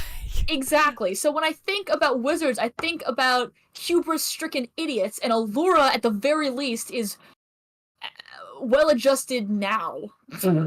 We don't know what she was like. We don't know what she was like in her heyday, but like nowadays, she's you know, like Allura is the queen of all wizards, basically. Yeah. I like it. What are we talking about? I'm on board. But yeah, Meleismir's great. Everything's great. Ludinus is definitely responsible. He's a bitch. I'm gonna fight him in a Walmart parking lot at 2 a.m. It'll be great. What do we think? God, what do we? That bitch cry. I mean, realistically, I'm thinking they're going to explore this city. They're going to get the information or some useful information, maybe, and then I don't know what, travel back to Vax'ildan and then just fuck around and wait. Like, what? How do these parties reconnect? Like, that's what I'm worried about. Yeah, I don't. I agree. I think they're gonna fuck around Meleismir for like an episode or two, or a couple episodes, and then actually I don't know how long. I have no idea how long. They're gonna fuck around Meleismir for a while. That's what I've been trying to think of. I've been trying to think of at what point do we finish up with these characters and go back to the trio. I have a thought. What if we go back to the trio before we wrap up with these guys? That's what I was thinking too. What if we flash back to them? When it's like, what if Matt ends an episode on a cliffhanger with the Wildmount group, and then the next episode we're with the Team No Healers? That's and it's just like what happened to them? That's how I think it would work best, because yeah, I also think that. Because if you think about it, though, for these guys, it's been maybe a week, a little less. Not even. With their travel days now, though. Oh, with the travel days, it has been a week. It's been at least a week. A week or so, couple days. Oh no! So we're gonna have to. I think for certain, when we join Ashton, Orem, and Lorna, it's going to be in the moment, straight from the moment. Yeah. Because there's no meta knowledge for them really, except for the fact that obviously they know that they're alive, meta reasons. But there's no real meta knowledge they can gain apart from maybe the fact that sending doesn't work. But I trust these guys to test that to the full extent of their psychic abilities. So what do we... I can't actually hope we learn more stuff from them that the other team haven't found yet, because we know magic's fucky. We know that communication and teleportation aren't working. Maybe. I'd like to see maybe if there's more. Yeah, maybe. I'd like to see if there's maybe other aspects that... What else is screwed? I wonder how... Because it's sending evocation, isn't it? I believe so. I wonder how having the red moon trapped above the sky of Marquette is potentially affecting Marquette as a whole. Yeah. Like not just Rude is born. Also, Fern and Imogen were the only two members of the party who are Rude is born and who were starting to get like their essence sort of like drawn up in those last moments. What happened to all the Rude is born who were there, who didn't leave? Yeah. We don't know. They need to run to the pit. Straight into the pit. I'm gonna freak out. I'm gonna scream. I feel it's third level evocation. I can't see...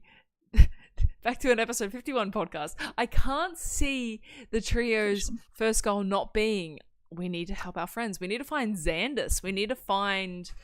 I can see them not caring about Caleb and Bo, but they have less of a connection to those two. It'd be more Keyleth, Xandus, and Rin. We need to see what we can do for these people. Maybe Ira's an afterthought. Ira! Fucking Ira! I've completely forgot about him. Like... Fern and FCG were the only ones who were like, Ira's chill, though, so they might just kind of be like, banished? Yeah. Huh? Ira got banished. He did get banished. And that's stuck, we assume. That's... If he failed all his saves, he's back in the Feywild. Yeah. Basically. Because if you're from another plane originally, you get back to the plane. But I think also, like, you know, at least it needs to last a minute before concentration breaks. And with a bunch of failed saves. So he's either in the Feywild or he's somewhere.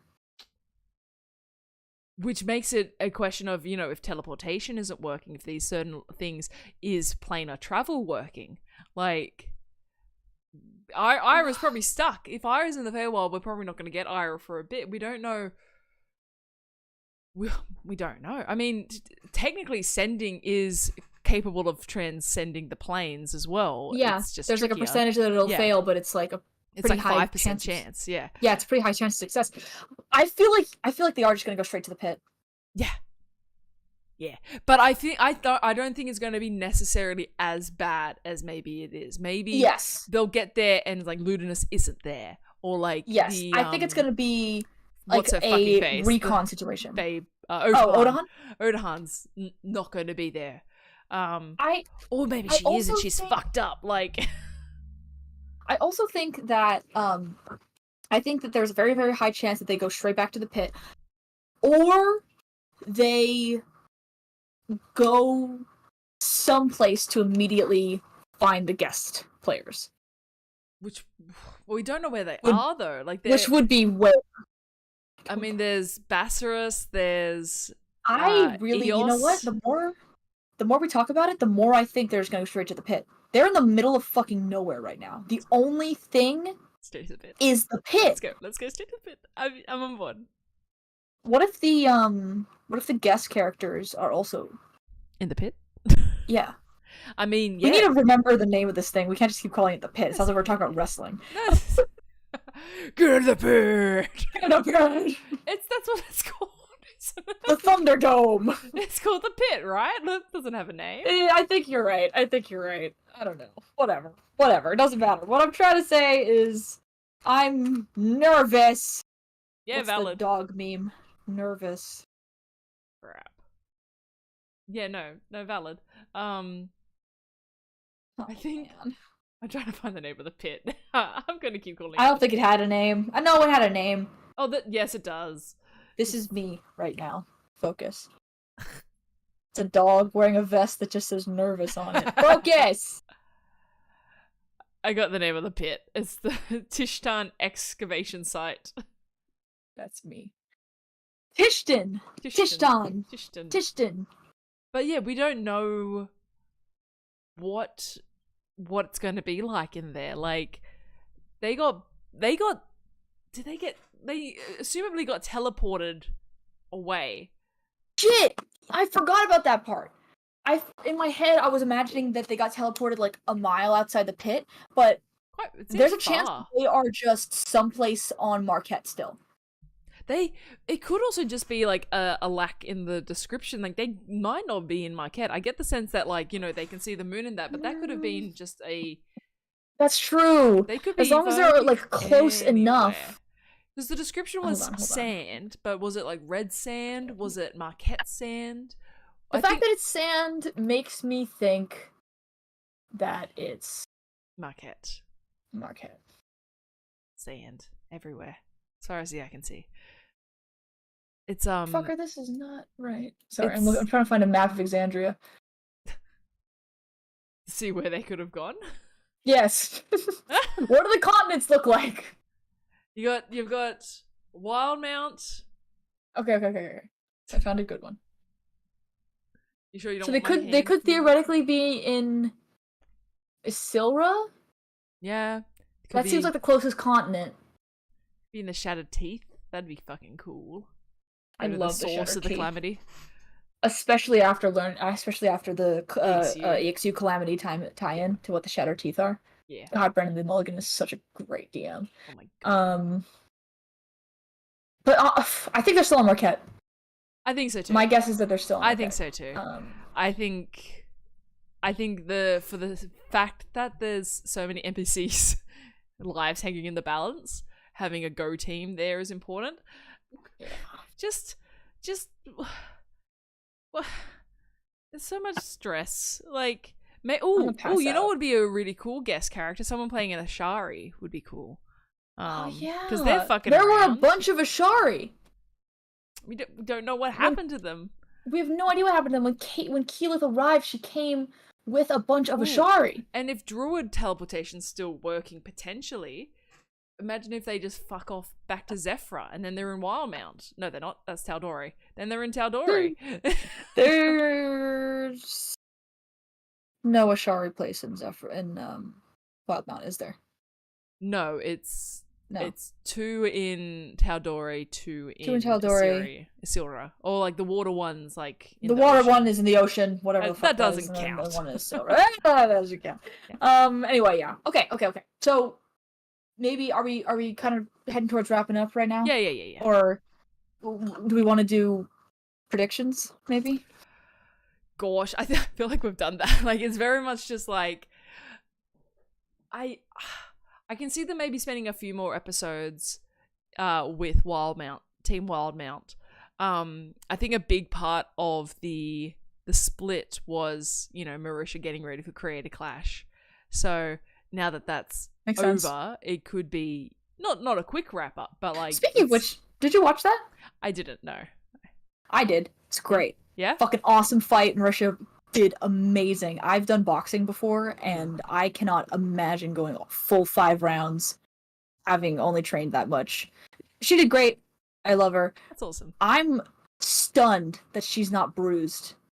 I was looking at like the aftermath photos, and because like that's kind of what I was thinking when they did the split. I was like, yeah, it makes sense because she's gonna need to go, and then she's probably gonna be like kind of beat up afterwards. But she was at the after party the next day, just like having the time of her life, no bruises. Other people who were in the fight had like black eyes. She was just like, that's so cool. Anyway, sorry. Yeah. Yeah, no. So I feel like maybe a couple more episodes, yes, potentially with the Wildmount crew. I do like the idea of ending it on a cliffhanger. Yes, to the point where like the cliffhanger's resolved by the other team joining up with them. I love that. Because what they could potentially find something here in Malayasmere that causes, who knows, maybe some kind of ancient teleportation device that works. I don't know. What if they get here and Ludinus is just there in his office? Like, yeah. What if he lives there? What if that's his fucking vacation home? I was gonna say, what if they find his like kryptonite in there? You know, like his it's a gun sword to kill the Jabberwocky. It's a gun. They can give it to Little Mister. And then you can have 2 guns! Oh my gosh. Jesus H. Christmas. Yeah. Okay. How about this? What is our how about what are our predictions for what the Wildmount team will do when we? Sorry, what's our predictions for what team no healers will do when we get to them? In the pit. I think just straight into the pit. I think so too. I think fuck. We gotta find Keyleth. No. I'm gonna be the opposite side. I think that they got teleported far enough away that they have to go to a city first. Yeah, fair. I don't know what city. I think that wherever they got teleported to, there's probably gonna be a city closer to them than the pit is to them. I feel so they need to go there and like stock up. Maybe their arc's gonna be a little bit more depressing than the current party. They're gonna be so fucked up. They're gonna need some caregiver guests. I think they're gonna need some either hyper positive or therapist guests on to help them. You know what it is? And not fully. And obviously these dynamics are not black and white like this. But it kind of is a split of the person who views themselves as the one who's taking care of the other person and that other person being separated. Because Aurum and Fern, obviously, great friends, airship trio, etc. But Aurum is a very protective person, and Fern is his oldest friend in that group. Fern's gone. Yep. Ashton really, really sees themselves as a protector of FCG, and FCG's gone. And Laudna and Imogen's relationship is kind of equal in that way. They both see themselves as like the protector of each other, but still, Laudna wants to always be near Imogen, always wants to be there to help Imogen, and she's gone. Yeah. So, like, it's bad that way. It's bad for the other guys, too. Like, Fern, of course, is worried about Aurum, and FCG is, of course, worried about Ashton. Yeah. Chetney's having the time of his life, and Imogen's living. Chetney's, Chetney. And Imogen's clearly freaking out. But I feel like it's more stacked with the trio, presumably in Marquette. The presumably Marquette trio is more stacked with warriors. If that makes sense. Yeah, 100%. They're gonna be so sad. They're gonna be messes. They're gonna be a mess. And this is gonna suck. No, it's so good because and this is something we've spoken about, Nico and I, a few times. We've had to kind of say, because we do go, especially with, like, it was Caleb last campaign pretty much. It's just like, we love angst. We want the angst. And but we had to kind of have the warning of, we're not saying that, you know, we love people's misery and suffering and things like that. Listen! These are fictional characters, okay? We're not that masochistic, like, or sadistic, I should say. Like, but there is angst it is like good. The most popular tag on AO3. It's like, come on. It's good fucking narrative food when characters are being angsty and when they're suffering a little bit. Like, it feels good. It's the fucking human condition to enjoy people experiencing hard emotions. And also it's just enjoyable. So it is. I love the angst, and I love the worry, and I love when characters are scared and concerned.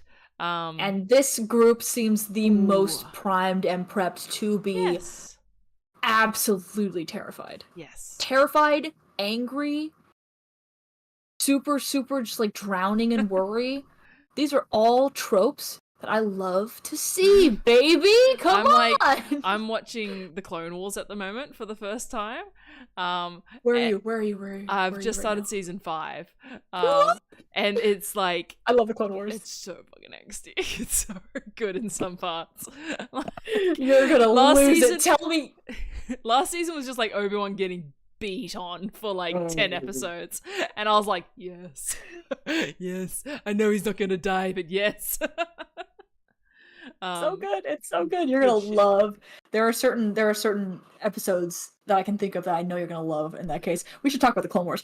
But yeah, angst is the best. I adore angst. I love it. It's one of my favorite things. We're well adjusted. Yeah, we're fine. We're good. It's just fine. But yeah, high angst potential with the presumably Marquette trio. and high guest potential. I feel like 3 guests might be a bit too many. That would be I'd weird like balance. I don't know. I honestly, I definitely understand what you're saying. That but I think definitely at least 2. at least 2. Yeah. I really hope it's 3, actually, just because I think it would be fun. Yeah, could be. We've never had a 3 guest thing. Yeah, true. And Very I think true. it would affect the dynamic in a really fun way. Yeah. I think if that's the case, then it has to be a trio that's connected already. Like, they can't just pick up 3 random people off the street. I mean, that's what they did with True. Frida True, and Deanna. I feel like it doesn't really make sense for guests because it's already hard enough entering a group that's like established to then be like, there's 2 other new people. Also, who are you? Yeah, it's like a campaign You 1 know? situation. Exactly, It's like an episode 1 situation. Exactly. You can't have an episode 1 situation while you're trying to join up with a pre-established group who also are potentially drowning in angst. Mm-hmm. Yeah, we're good. Yeah. But no, 100%. Pit and angst. Maybe. If they're close enough to the pit, definitely pit. Angst 100%. Give me it sounds fucked up. I can't say it, but like give me like Broken Ashton. Like No, yeah. 100%. I'm right there with you. We should start calling them the Angst Trio instead of the presumably Marquette Trio. The Angst Trio. No, it didn't work. Trio. I know. I was trying to make the T from trio, the T from angst. Angst Trio. Oh, Angst Trio. Ah, it didn't really work that well. I get it. But yeah, no, definitely. Well, it's exciting. It's so exciting. Great Oh, potential. gosh. But we're still in the latest minute, and we've got a week off, so we're gonna have to wait a little bit longer. Yeah. Got a week to chill. Unfortunately, but that is how it is. Yes. Wow. So what a fun show. A fun show. Yeah. I think you said at the start of this, let's try to aim for an hour. We've gone 2 hours. I was thinking about that the whole time. I kept looking at it and being like, I still want to talk. Yeah. Yeah. I'm done talking. I was like, well, mine's not stopping, so I'm just gonna keep going. Literally, I was the one who at the beginning of this was like, a little low energy today. I might not be able to do it for as long as it went last time. Let's like aim for an hour. And Alana was like, yeah, of course. And then I talked the whole time. Oh